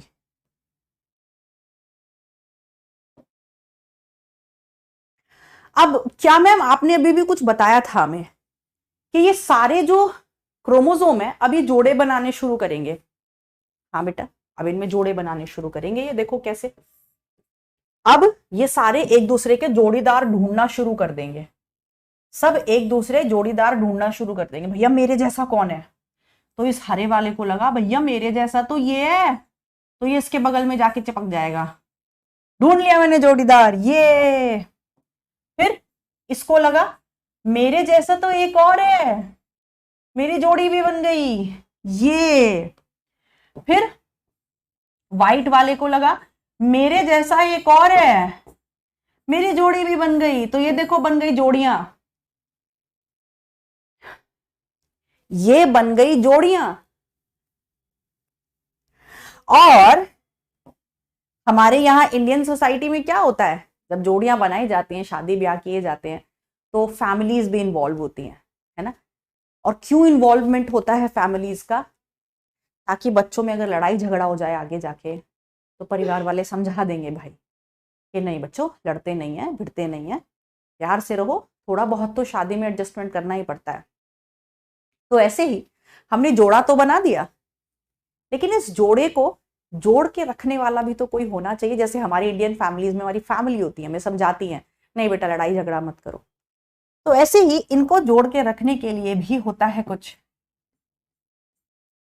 और इसे क्या कहते हैं अभी बताती हूं। तो ये जो जोड़े हमने बनाए, इन जोड़ों को जोड़कर रखने के लिए एक गोंद होती है, गोंद, एक ग्लू होता है, फेविकॉल होता है जो उनको जोड़कर रखता है, और उस फेविकॉल को हम कहते हैं साइनैप्टोनीमल कॉम्प्लेक्स। अभी बताऊंगी, अभी इतना समझो। इतना समझ में आया? जाइगोटीन में हमने क्या किया, न्यूक्लियस के अंदर ये सारे क्रोमोसोम फैले फैले पड़े हुए हैं। अब हमें जोड़ियां बनानी है, और जोड़ियां किनकी बनती हैं? ऐसे दो क्रोमोसोम जो बिल्कुल एक जैसे हैं, साइज में, स्ट्रक्चर में, और उनके ऊपर जो जीन्स बैठी हैं वो भी एक जैसी हैं, तो वो जोड़े बना लेते हैं। और इस जोड़े बनाने के प्रोसेस को हम क्या कहते हैं? साइनैप्सिस या पेयरिंग। और अभी हमने ये समझा कि ऐसा क्रोमोसोम, अभी न्यूक्लियस के अंदर सारे के सारे जो सिंगल सिंगल क्रोमोसोम पड़े हुए हैं उन्हें हम क्या कहते हैं? यूनिवैलेंट। और यूनिवैलेंट एक ऐसा क्रोमोसोम होता है जिसके पास दो सिस्टर क्रोमैटिड होते हैं, और हर एक क्रोमोसोम जो पड़ा हुआ है अभी न्यूक्लियस के अंदर उसके पास दो सिस्टर क्रोमैटिड्स हैं, तो हर एक क्रोमोसोम एक यूनिवैलेंट है। बताओ, इतनी बात समझ आई क्या?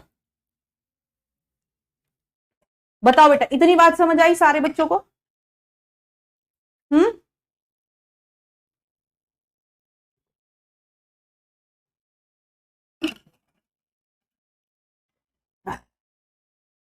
चलो, तो ये हो गई पेयरिंग। हमने यहां पर ये क्या करा दी बेटा? जोड़ा बना दिया, पेयरिंग कर दी। मैम इतनी बात तो समझ में आ गई, अब इसको थोड़ा डिटेल में समझाओ, ऐसे नहीं सवाल नहीं कर पाएंगे हम। आ जाओ, डिटेल में समझाते।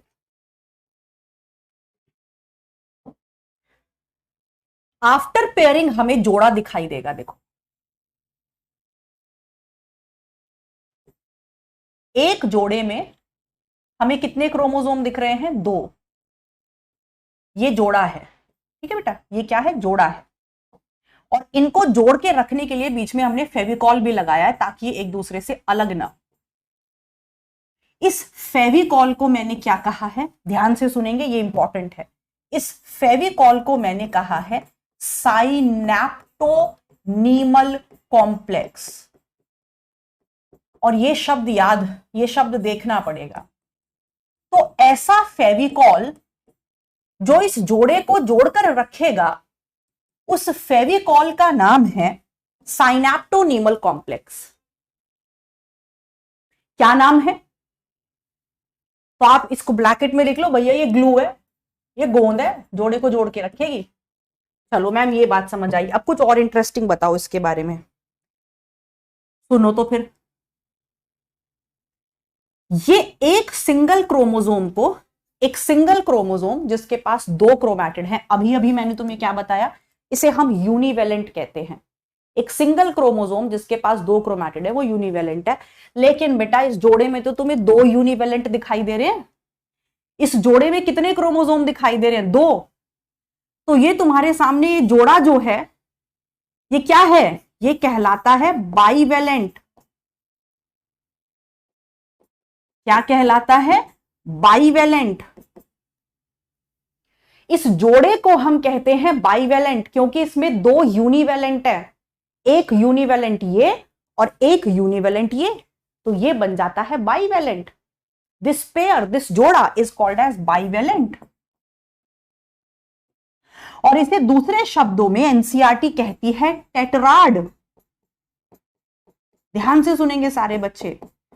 दूसरे शब्दों में इसे एनसीईआरटी क्या कहती है? टेट्राड। टेट्राड क्यों कह रही है एनसीईआरटी से? क्योंकि इस पूरे जोड़े में अगर तुम क्रोमैटिड काउंट करने बैठोगे तो टोटल कितने आएंगे? 1 2 3 4।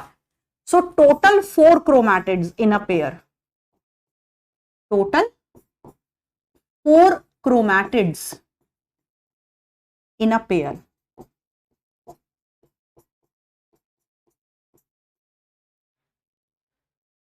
तो इस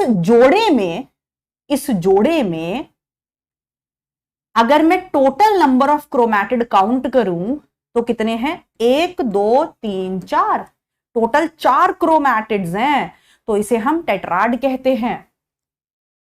और ऐसा क्रोमोसोम जिसके पास 2 क्रोमैटिड हैं उसे मैंने यूनिवेलेंट कहा था, या फिर एनसीईआरटी इसे दूसरे शब्दों में कहती है डायाड। डायाड क्यों कहती है? क्योंकि इसमें 2 क्रोमैटिड्स हैं।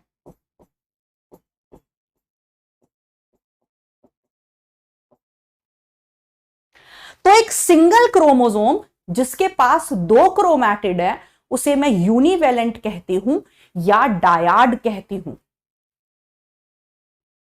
लेकिन जब ये जोड़ा बन जाता है तो इस जोड़े को हम बाइवेलेंट कहते हैं या टेट्राड कहते हैं, क्योंकि इसमें टोटल 4 क्रोमैटिड्स हैं। बताओ, इतनी बात समझ में आई सबको? इतनी बात सबको समझ में आ गई? तो जाइगोटीन में हमने जोड़ा बना दिया। अब सवाल पूछता है इस साइनैक्टोनीमल कॉम्प्लेक्स के बारे में। ये जो गोंद है जो इस जोड़े को जोड़कर रख रही है, इस गोंद के बारे में भी सवाल पूछा जाता है कि इस गोंद का नेचर क्या है, केमिकल नेचर क्या है, इसकी कॉम्पोजिशन क्या है। इस पर सवाल पूछा जाता है, पूछा गया है। ये किससे मिलकर बना है, इस साइनैक्टोनीमल कॉम्प्लेक्स की कॉम्पोजिशन क्या है,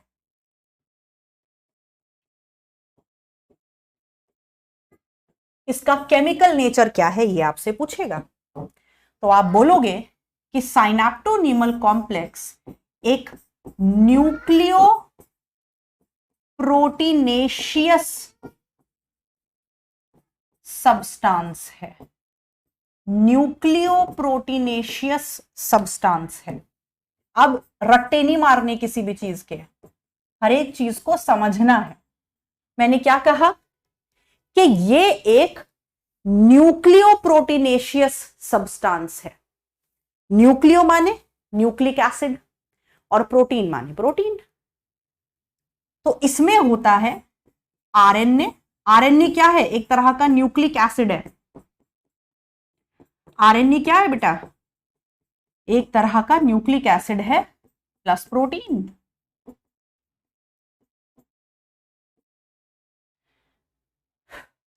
तो आरएनए और प्रोटीन मिलकर एक गोंद जैसा पदार्थ बनाते हैं जो कि 2 क्रोमोसोम्स को जोड़कर रखता है, और इसको हम कहते हैं साइनैप्टोनीमल कॉम्प्लेक्स। और अगर आपसे कोई पूछेगा कि इसका नेचर कैसा होता है तो बोलोगे न्यूक्लियो प्रोटीनेशियस होता है, माने कि उसमें न्यूक्लिक एसिड होता है। न्यूक्लिक एसिड आप जानते हो 2 तरह का न्यूक्लिक एसिड हमारे सेल के अंदर होता है, डीएनए और आरएनए। तो आरएनए जो कि एक तरह का न्यूक्लिक एसिड है प्लस प्रोटीन मिलकर बनाते हैं इस साइनैप्टोनीमल कॉम्प्लेक्स को। इतनी बात सारे बच्चों को समझ में आ गई? जल्दी बोलो, इतनी बात सारे बच्चों को समझ में आ गई?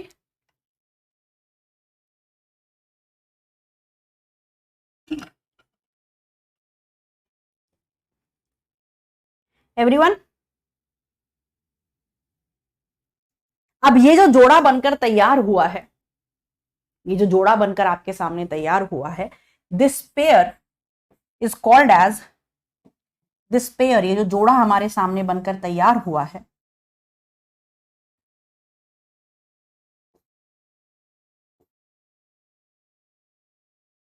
चलो ये अगली वाली स्लाइड पे बनाती हूँ, आगे पेज हो जाएगी। इतना सबने लिख लिया बेटा? आगे चले। तो हमारे सामने जो जोड़ा बनकर तैयार हुआ है बेटा जी,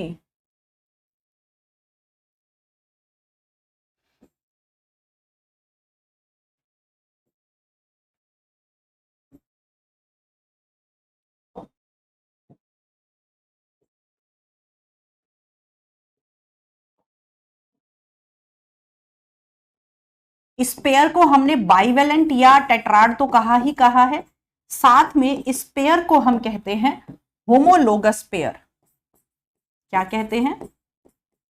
होमोलोगस पेयर। Homologous pair. और ये दोनों जो क्रोमोसोम्स हैं, ये दोनों जो क्रोमोसोम्स हैं, इन दोनों क्रोमोसोम्स को हम क्या कहते हैं? Homologous chromosomes. Both the chromosomes are homologous chromosomes. ये हम पहले भी पढ़ चुके हैं, मैंने आपको पढ़ाया था।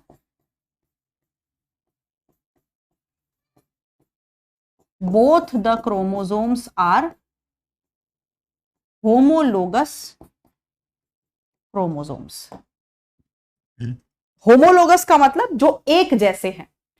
तो ये दोनों, ये वाला क्रोमोसोम और ये वाला क्रोमोसोम, ये आपस में होमोलोगस क्रोमोसोम्स हैं, जो कि मिलकर एक जोड़ा बना रहे हैं, जिस जोड़े को हम कह रहे हैं होमोलोगस जोड़ा, या फिर टेट्राड, या फिर बाइवेलेंट।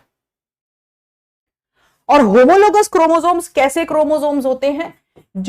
जिनका साइज एक जैसा होता है, जिनका स्ट्रक्चर एक जैसा होता है, और जिन पर बैठी जीन्स एक जैसी होती हैं। राइट? तो homologous chromosomes are similar in size, उनका साइज एक जैसा होगा, उनका स्ट्रक्चर भी एक जैसा होगा। माने कि अगर ये मेटासेंट्रिक है तो ये भी मेटासेंट्रिक होगा, अगर ये सब मेटासेंट्रिक है तो ये भी सब मेटासेंट्रिक होगा। दोनों बिल्कुल एक जैसे स्ट्रक्चर के होंगे। And kind of genes present on them, उनके ऊपर जो जीन्स प्रेजेंट होंगी वो भी एक जैसी होंगी।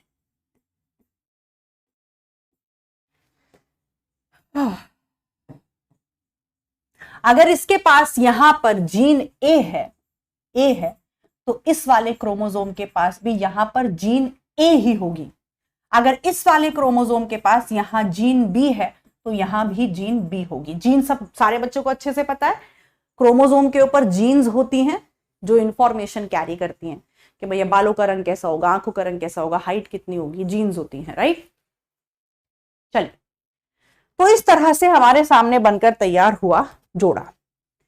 जाइगोटीन के बारे में हमें इतना ही जानना है। क्या सवाल आता है जाइगोटीन में? पेयरिंग क्या होती है, साइनैप्सिस का मतलब क्या होता है, आप टेट्राड किसे कहते हो, बाइवेलेंट किसे कहते हो, साइनैप्टोनीमल कॉम्प्लेक्स क्या होता है, उसका नेचर क्या होता है। क्लियर है बेटा? आगे चले।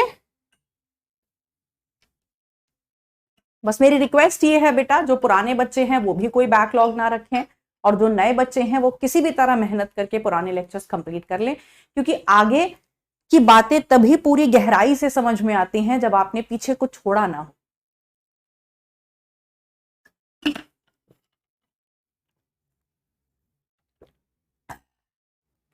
चलिए, अब चलते हैं the third phase, and that is पैकिटीन।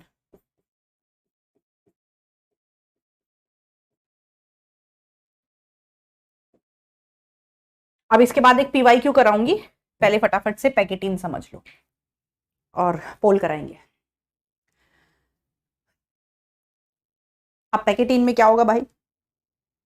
पैकिटीन में ध्यान से सुनना जो बोलूंगी, अब यहां पे ध्यान से सुनेंगे सारे बच्चे, नीट में आया हुआ क्वेश्चन है। जो टेट्राड होता है बेटा, जो जोड़ा होता है, वो बनता कहां है? जाइगोटीन में, पर वो माइक्रोस्कोप के नीचे दिखाई नहीं देता। जो जोड़ा है, जो पेयर है, वो बना कहां? जाइगोटीन में, पर वो माइक्रोस्कोप में दिखता नहीं, दिखता वो पैकिटीन में है। ये सवाल बहुत पूछा जाता है, दो तरह के सवाल बनते हैं। टेट्राड बनता कहां है? तो आपका जवाब होगा जाइगोटीन। टेट्राड माइक्रोस्कोप में दिखता कहां है? तो आपका जवाब होगा पैकिटीन। बोलोगे तो नहीं? दूसरी चीज, पैकिटीन में एक बहुत ही इंपॉर्टेंट काम होता है जिसे हम बोलते हैं क्रॉसिंग ओवर और रिकॉम्बिनेशन। क्रॉसिंग ओवर और रिकॉम्बिनेशन, अब ये क्या चीज है अभी समझाती हूं। तो पैकिटीन से दो ही सवाल आते हैं बस, इसके अलावा पैकिटीन से कुछ नहीं आता। पहला क्या पूछता है सवाल? Tetrad gets appear gets appeared in pachytene. Tetrad बनता तो जाइगोटीन में है पर माइक्रोस्कोप के नीचे दिखता पैकिटीन में है। दूसरा इंपॉर्टेंट सवाल इससे जो आता है, पैकिटीन में होता है एक बहुत ही इंपॉर्टेंट काम जिसे हम कहते हैं क्रॉसिंग ओवर या रिकॉम्बिनेशन।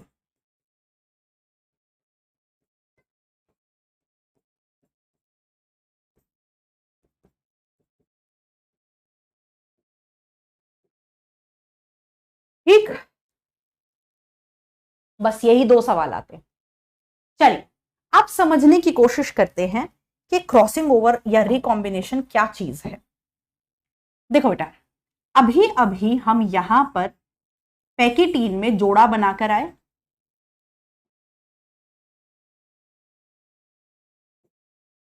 अभी अभी हम पैकिटीन में जोड़ा बनाकर, ठीक,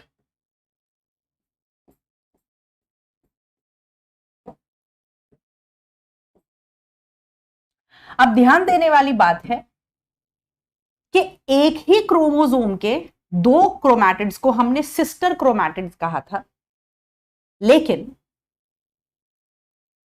लेकिन इनको हम कहते हैं नॉन सिस्टर क्रोमैटिड्स।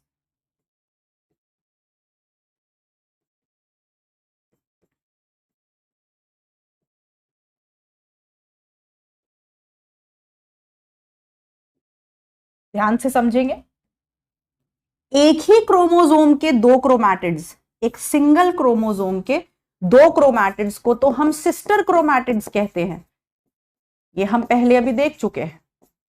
लेकिन लेकिन ये दोनों होमोलोगस क्रोमोसोम्स में ये वाला क्रोमैटिड और ये वाला क्रोमैटिड आपस में नॉन सिस्टर क्रोमैटिड्स हैं। क्यों? क्योंकि ये वाला क्रोमैटिड इस वाले क्रोमोसोम का हिस्सा है और ये वाला क्रोमैटिड इस वाले। तो क्रॉसिंग ओवर का मतलब क्या होता है समझना बेटा, कि ये दोनों क्रोमोसोम आपस में आर्म एक्सचेंज कर लेते हैं। माने इसका कुछ हिस्सा इसके पास चले जाता है और इसका कुछ हिस्सा इसके पास आ जाता है। तो इसको समझने के लिए हम इनको डिफरेंट कलर से बना लेते हैं। वैसे तो हमें पता है कि एक जोड़े में दोनों बिल्कुल एक जैसे होंगे, लेकिन क्योंकि हमें एक्सचेंज होते हुए देखना है तो मैं इसे दूसरे कलर से बना देती हूं। अब ये मत बोलना कि मैम आपने दूसरे कलर से बनाया, इसका मतलब ये है कि जोड़ा दूसरा होगा। एकदम गधू वाली बात मत करना। मैं यहाँ पे दूसरा कलर क्यों इस्तेमाल कर रही हूं? ताकि हम एक्सचेंज होते हुए देखें। या छोड़ो, तुम गड़बड़ करोगे, मैं इसी को ही इस तरह कर देती हूं। एक को ऐसे ब्लॉक्ड वे में बना लेते हैं और एक को सिंपल बना लेते हैं। ठीक, तो ये होमोलोगस क्रोमोसोम्स हैं। अब यहां होगा क्या, क्रॉसिंग ओवर के दौरान होता क्या है, इसका कुछ हिस्सा इसके पास चला जाएगा, इसका कुछ हिस्सा इसके पास, यानी कि ये जो दोनों होमोलोगस क्रोमोसोम्स हैं इनके जो नॉन सिस्टर क्रोमैटिड्स हैं यानी कि ये और ये, इनके बीच में आर्म एक्सचेंज होता है, जेनेटिक एक्सचेंज होता है। इसका कुछ पोर्शन डीएनए का इसके पास चला जाता है, इसका कुछ हिस्सा इसके पास आ जाता है। So what is crossing over? तो आप बोलोगे crossing over is genetic exchange, is genetic exchange or arm exchange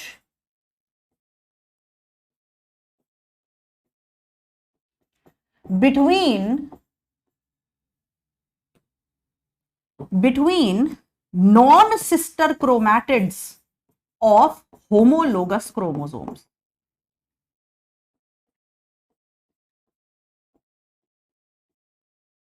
Between non-sister chromatids of homologous chromosomes.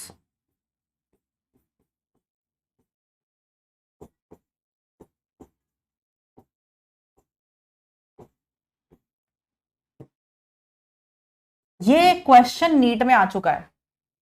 ये जो मैंने अभी क्रॉसिंग ओवर की डेफिनेशन तुम्हारे सामने लिखी है, ये डेफिनेशन नीट में आ चुकी है कि क्रॉसिंग ओवर क्या होता है।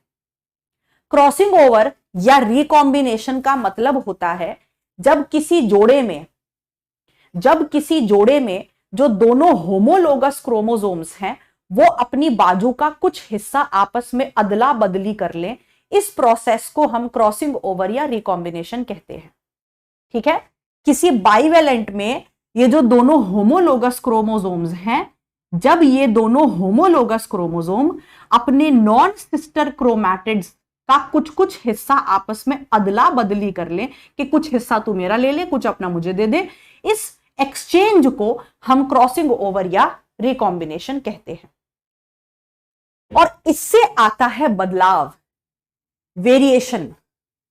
तभी तो हमने बोला कि मियोसिस के बाद जो 4 डॉटर सेल बनते हैं वो ना तो आपस में एक जैसे होते हैं और ना ही पेरेंट सेल जैसे होते हैं, क्योंकि इस एक्सचेंज की वजह से एक नया बदलाव देखने को मिलेगा, एक नया कॉम्बिनेशन देखने को मिलेगा जिसे हम रिकॉम्बिनेशन कहते हैं। माइटोसिस में जो दोनों डॉटर सेल बनते हैं वो बिल्कुल अपने पेरेंट सेल जैसे होते हैं, क्लोन होते हैं, क्योंकि माइटोसिस के दौरान ऐसा कुछ नहीं हो रहा था। लेकिन जब ये क्रोमोसोम इसका कुछ हिस्सा ले लेगा और अपना कुछ हिस्सा इसे दे देगा तो हमें एक बदलाव महसूस होगा और इस बदलाव को हम कहते हैं वेरिएशन। तो crossing over leads to variation. Crossing over की वजह से क्या आता है बेटा? बदलाव आता है। Crossing over leads to variation. समझे बच्चा पार्टी? समझ गया बेटा? चल, तो मैम इतनी बात समझ में आ गई हमें कि पैकिटीन के दौरान 2 चीजें होंगी जिन पे सवाल आता है। ये दो ही सवाल आते हैं। पहला कि टेट्राड बना था जाइगोटीन में पर दिखेगा यहां, और दूसरा पैकिटीन में होगा क्रॉसिंग ओवर या रिकॉम्बिनेशन। उसका मतलब होता है कि एक जोड़े में जो 2 होमोलोगस क्रोमोसोम हैं वो अपनी अपनी बाजू का कुछ कुछ हिस्सा आपस में अदला बदली कर लेते हैं। इसको क्रॉसिंग ओवर रिकॉम्बिनेशन कहते हैं, जिसकी वजह से बदलाव आता है। अब ये कैसे होता है, आ जाओ देखते हैं।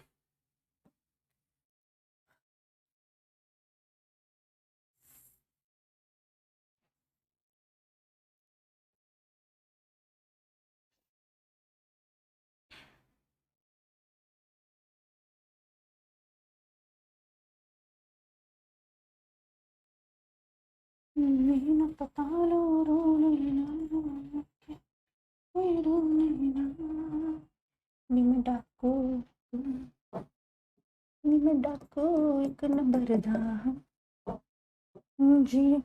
तो क्यों खोले ना,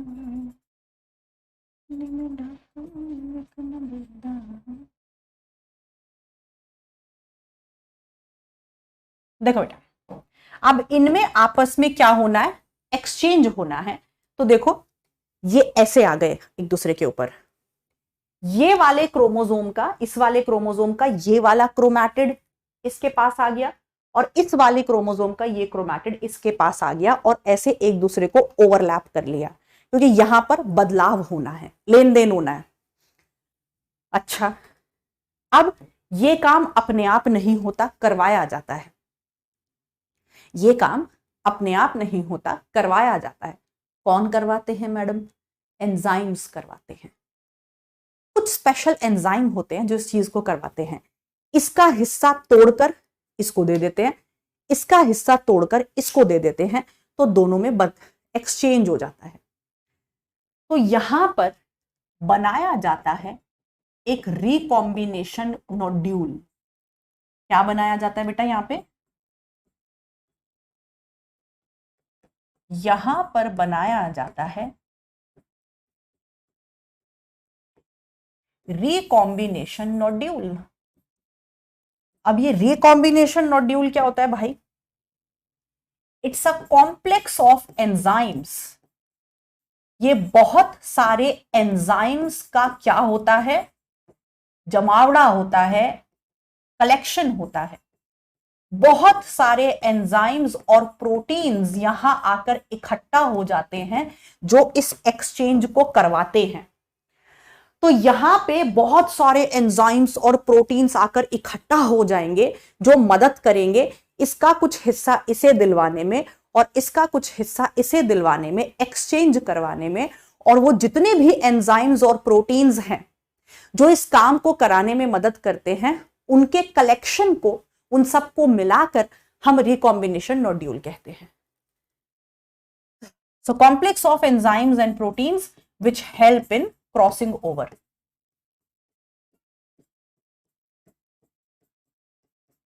वो सारे एंजाइम्स और प्रोटीन्स जो क्रॉसिंग ओवर में मदद करते हैं, उन्हें मिलाकर हम रिकॉम्बिनेशन नोड्यूल कहते हैं। और इसका सबसे इंपॉर्टेंट एंजाइम जो होता है, जो इस काम को करवाता है,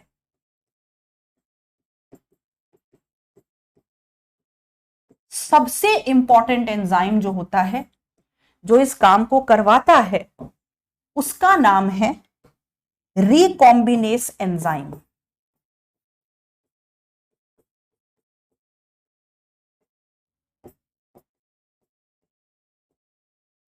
वो है बेटा रिकॉम्बिनेज एंजाइम, ये मत भूलना। तो सबसे इंपॉर्टेंट एंजाइम जो रिकॉम्बिनेशन में या क्रॉसिंग ओवर में मदद करता है, उसका नाम है रिकॉम्बिनेस एंजाइम। तो ये प्रोटीन्स की वजह से अब यहां पर क्या होगा, इन प्रोटीन्स की मदद से अब यहां पर होगा क्रॉसिंग ओवर, या जिसे हम दूसरे शब्दों में कह देते हैं रिकॉम्बिनेशन। तो रिकॉम्बिनेशन का रिजल्ट क्या होगा देखेंगे, आ जाइए।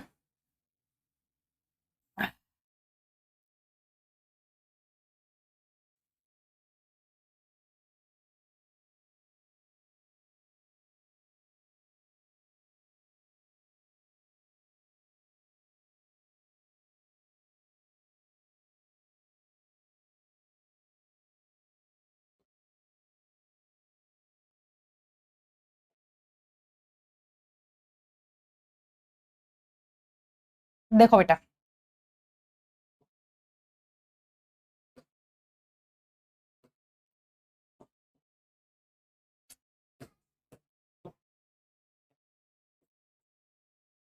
ये देखो, हो गया एक्सचेंज।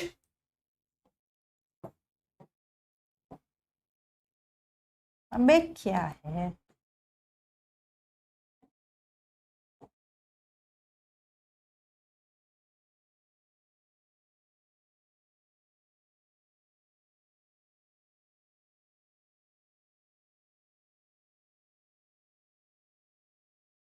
ये देखो दिख रहा है एक्सचेंज होता हुआ, बदलाव होता हुआ दिख रहा है।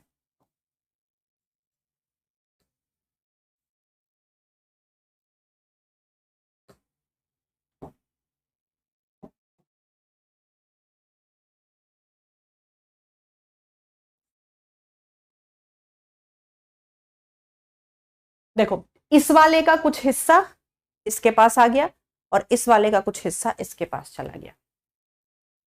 तो ये क्या हो गया यहां पे, ये हो गया है क्रॉसिंग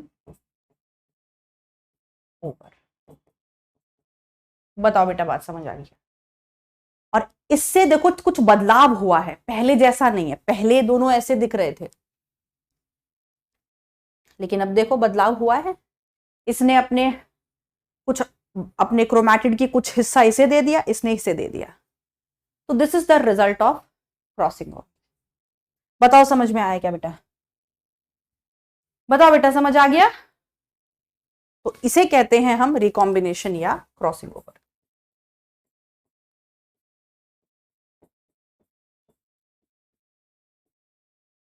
ओके, चल।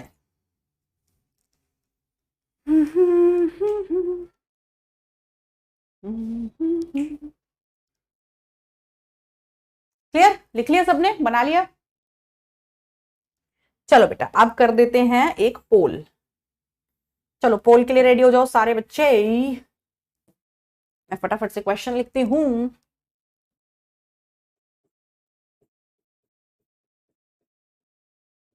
ये नीट का क्वेश्चन है, देखते हैं।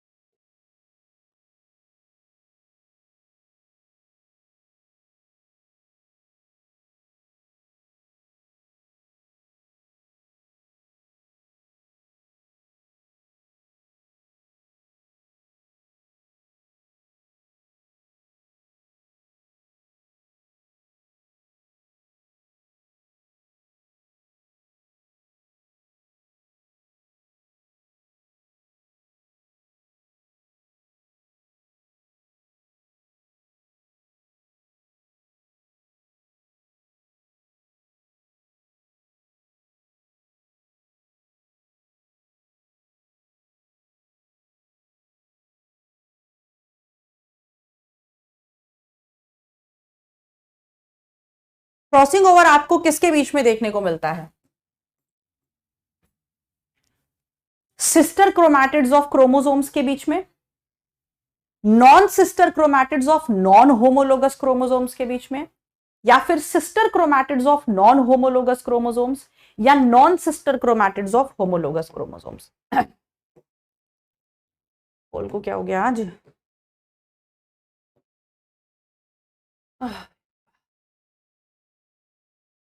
नेटवर्क एरर आ रहा है। कोई नहीं बेटा, ऐसे ही जवाब दे दो, आप चैट बॉक्स में दे दो आज जवाब। पोल जनरेट नहीं हो पा रहा है, सो सॉरी, कनेक्शन में कुछ दिक्कत हो गया है शायद।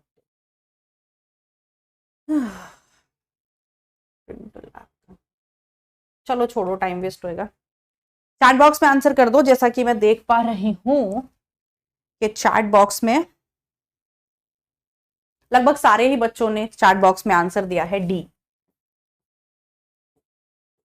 बिल्कुल सही बात है बेटा, वेरी गुड। इसका आंसर होगा जो होमोलोगस क्रोमोसोम्स हैं, माने जो जोड़े के अंदर दो क्रोमोसोम हैं, उनके नॉन सिस्टर क्रोमैटिड्स के बीच में क्रॉसिंग ओवर होता है। बिल्कुल करेक्ट बात है बेटा, वेरी गुड। चलिए, ओ तो आज के लिए इतना रखते हैं बेटा, काफी हैवी हमने चीज पढ़ ली है। जाते जाते अगर आप एक बार मेरे साथ साथ जो है एनसीईआरटी रीडिंग अगर करना चाहें तो हम देख सकते हैं एक बार।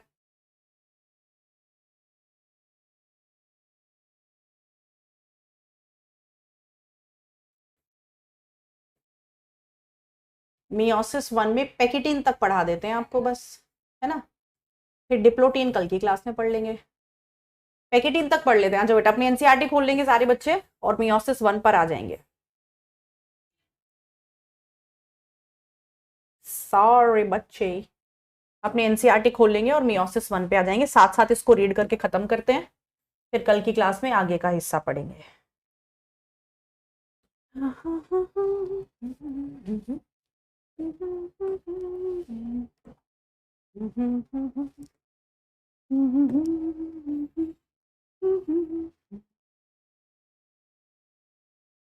चलिए आ जाइए। So ready all to read it?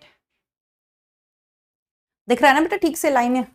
चलिए आ जाइए, तो देखते हैं क्या कह रहा है। Prophase 1, prophase 1 of the first meiotic division is typically longer and more complex. Prophase 1 काफी लंबी और जटिल है, ये हम देख चुके हैं। It has been further subdivided into 5 phases. हमने इसको 5 फेजेस में डिवाइड कर लिया है। Leptotene, zygotene, pachytene, diplotene, diakinesis. आ जाइए देखते हैं हर एक का important point. During leptotene stage the chromosomes become gradually visible under microscope. ये कह रहा है लेप्टोटीन के दौरान हम क्रोमोसोम को माइक्रोस्कोप के नीचे धीरे धीरे देख पाएंगे। क्यों? क्योंकि हम जानते हैं लेप्टोटीन में क्या चालू हो गया बेटा, लेप्टोटीन में चालू हो गया कंडेंसेशन ऑफ क्रोमोसोम्स। तो अब हम धीरे धीरे क्रोमोसोम्स को देख पाएंगे माइक्रोस्कोप के नीचे। आगे क्या कह रहा है, the compaction of chromosomes continues through out the leptotene. Compaction का मतलब क्या होता है, कंडेंसेशन।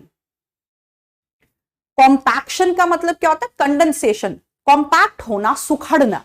तो पूरी लेप्टोटीन के दौरान एक ही काम होगा, दैट इज कंडेंसेशन और कॉम्पैक्शन ऑफ क्रोमोसोम। क्रोमोसोम सुखड़ेंगे। चलिए फिर उसके बाद वो कह रहा है दूसरी स्टेज आएगी zygotene. During this stage chromosomes start pairing together.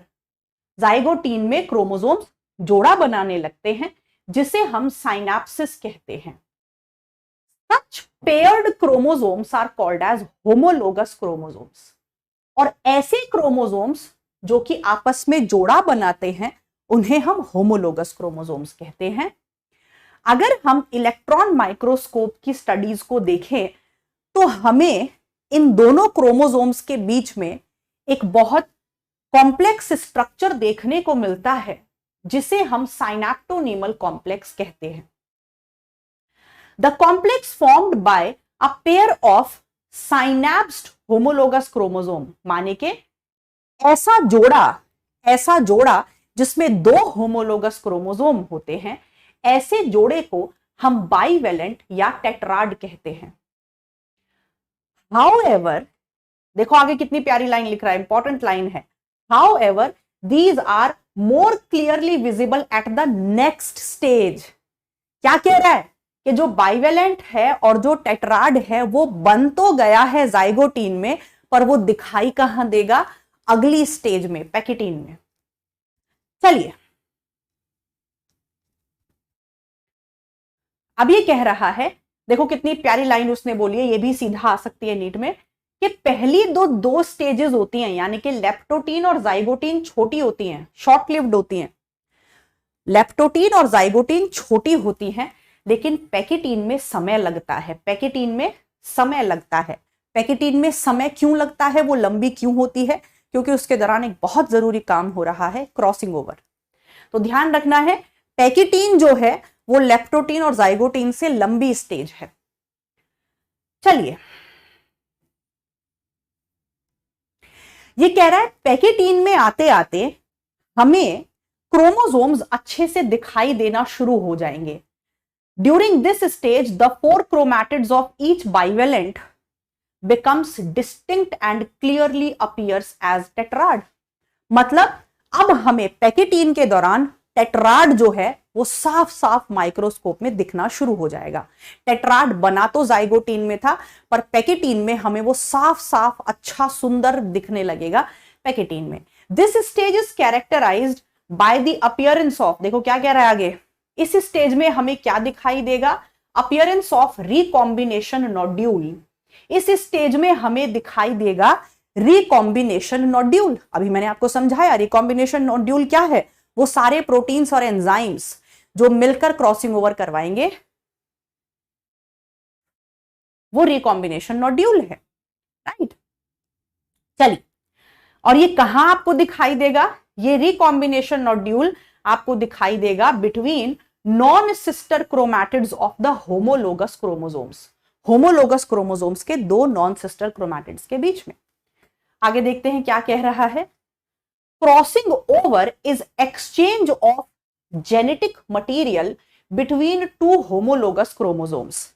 एक जोड़े में जो दो होमोलोगस क्रोमोसोम्स हैं उनके बीच में जो जेनेटिक एक्सचेंज हो रहा है उसे हम क्रॉसिंग ओवर कह रहे हैं। Crossing over is also an enzyme mediated process, माने क्रॉसिंग ओवर को करवाने के पीछे कुछ एंजाइम्स का हाथ होता है और उसमें से सबसे जो इंपॉर्टेंट एंजाइम है उस एंजाइम का नाम है recombinase enzyme. Crossing over leads to recombination of genetic material.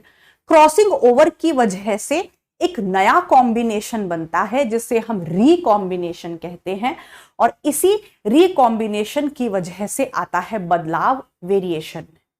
Recombination between homologous chromosomes is completed by the end of pachytene. ये कह रहा है कि जब पैकेटीन खत्म हो जाती है तो क्रॉसिंग ओवर भी पूरा कंप्लीट खत्म हो जाता है। ठीक है, तो ये एनसीईआरटी रीडिंग हो गई। मुझे इसमें लगता नहीं है कि इसमें आपको कोई दिक्कत होगी। ठीक है बेटा, फिर भी एक बार इसे अपने आप से रीड कर लेना और देख लेना। ठीक, चलिए तो आज के लिए इतना रखते हैं। मुझे उम्मीद है कि आपको आज का लेक्चर अच्छे से समझ में आया होगा। हमने कुछ कॉम्प्लेक्स बातें डिस्कस करी आज के लेक्चर में। मियोसिस क्या है, वो रिडक्शनल डिवीजन क्यों है, जाइगोटीन, पैकेटीन, ये सब नीट पॉइंट ऑफ व्यू से बेहद इंपॉर्टेंट है। तो एक बार फिर से लेक्चर देख लेना बेटा, बैकलॉग मत करना प्लीज बिल्कुल भी। एनसीईआरटी एक बार रीड कर लेना और साथ साथ चलते रहो। ठीक है, मिलते हैं कल की क्लास में विद द रिमेनिंग पार्ट। तब तक के लिए खुश रहो, मस्त रहो, बिंदास रहो, अपना ध्यान रखो और पढ़ते रहो। चलिए bye, good night all, love you all.